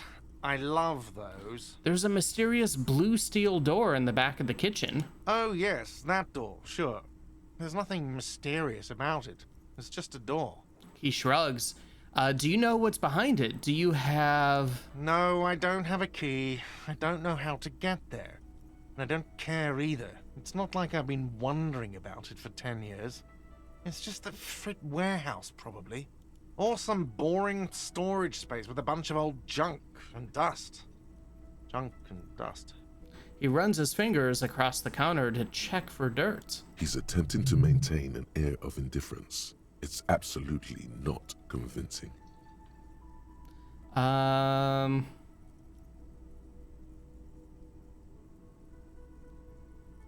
think you'd like to know what's back there. Fine, okay, a little. But my job doesn't leave me time for wondering about one locked door in one of the cafeterias I manage. So I haven't opened it. I have cleaned the whole place 100 times over, though, after the animals. And I haven't found a key, so good luck with that. All right. Yes? Goodbye.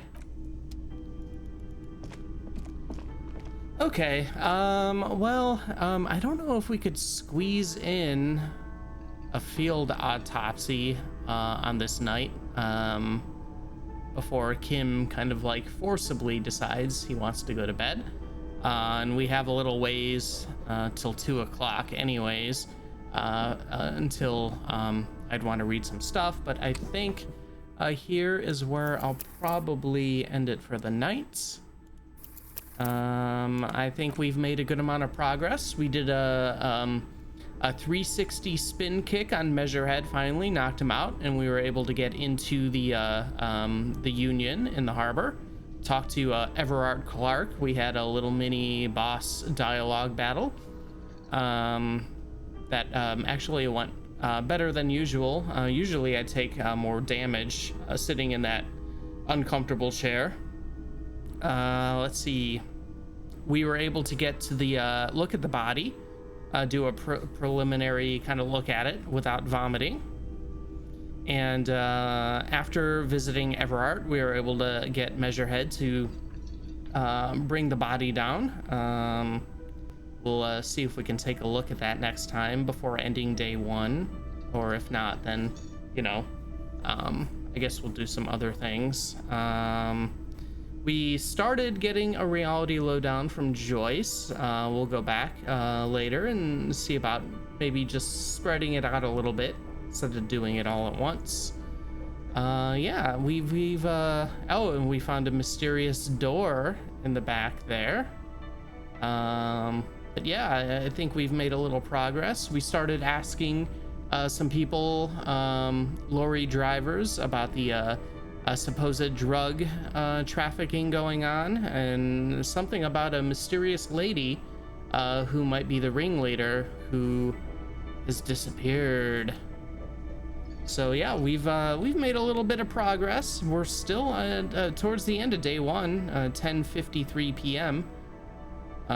We paid our major damages to Gartz, and still got $36.55 plus the what was it, the $15 or $20, $25 check, I forget what it was, oversized novelty check that we can cash at the Freets.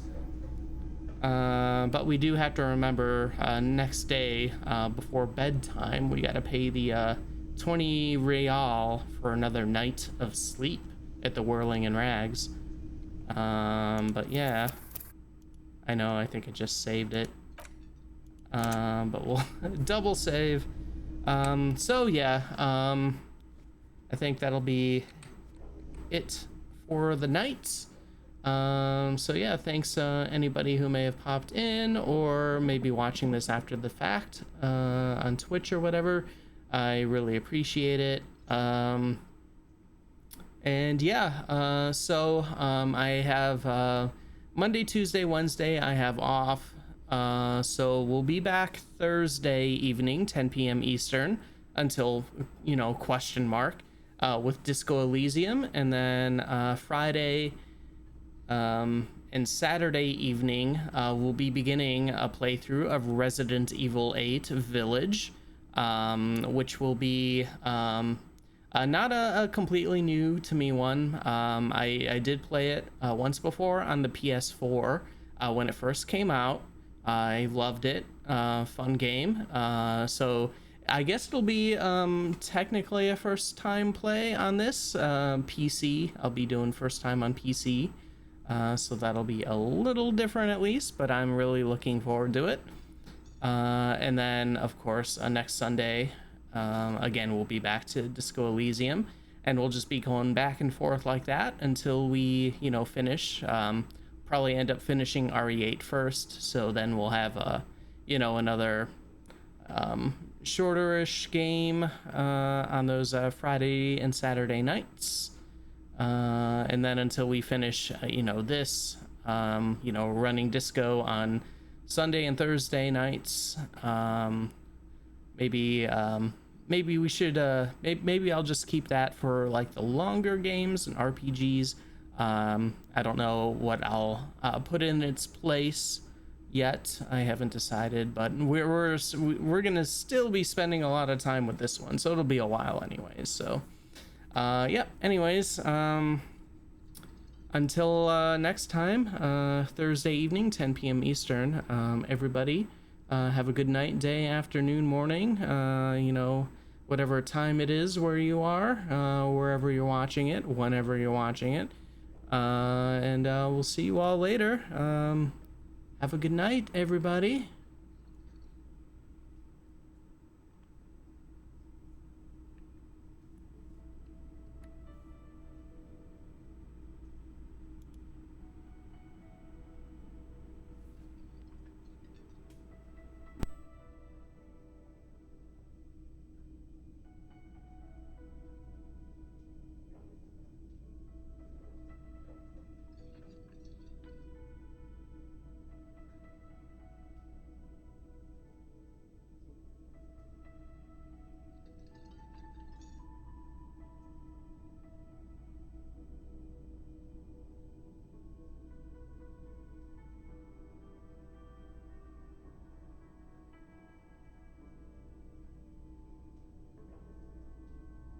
No. You nailed it.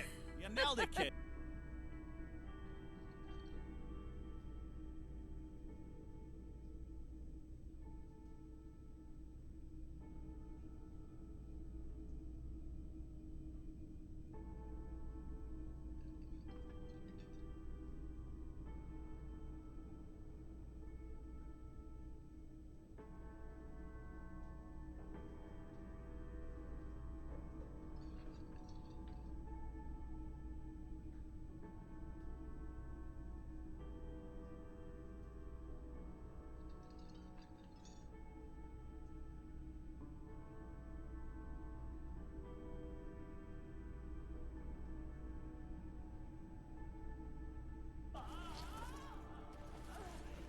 There we go. We pause. Pause and pause. Yo, Vertigo, what's up?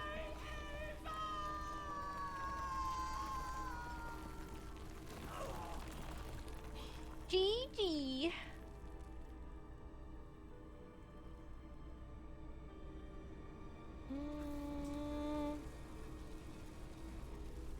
Sniper does a lot of damage. Yeah. How am I killing the boss so fast?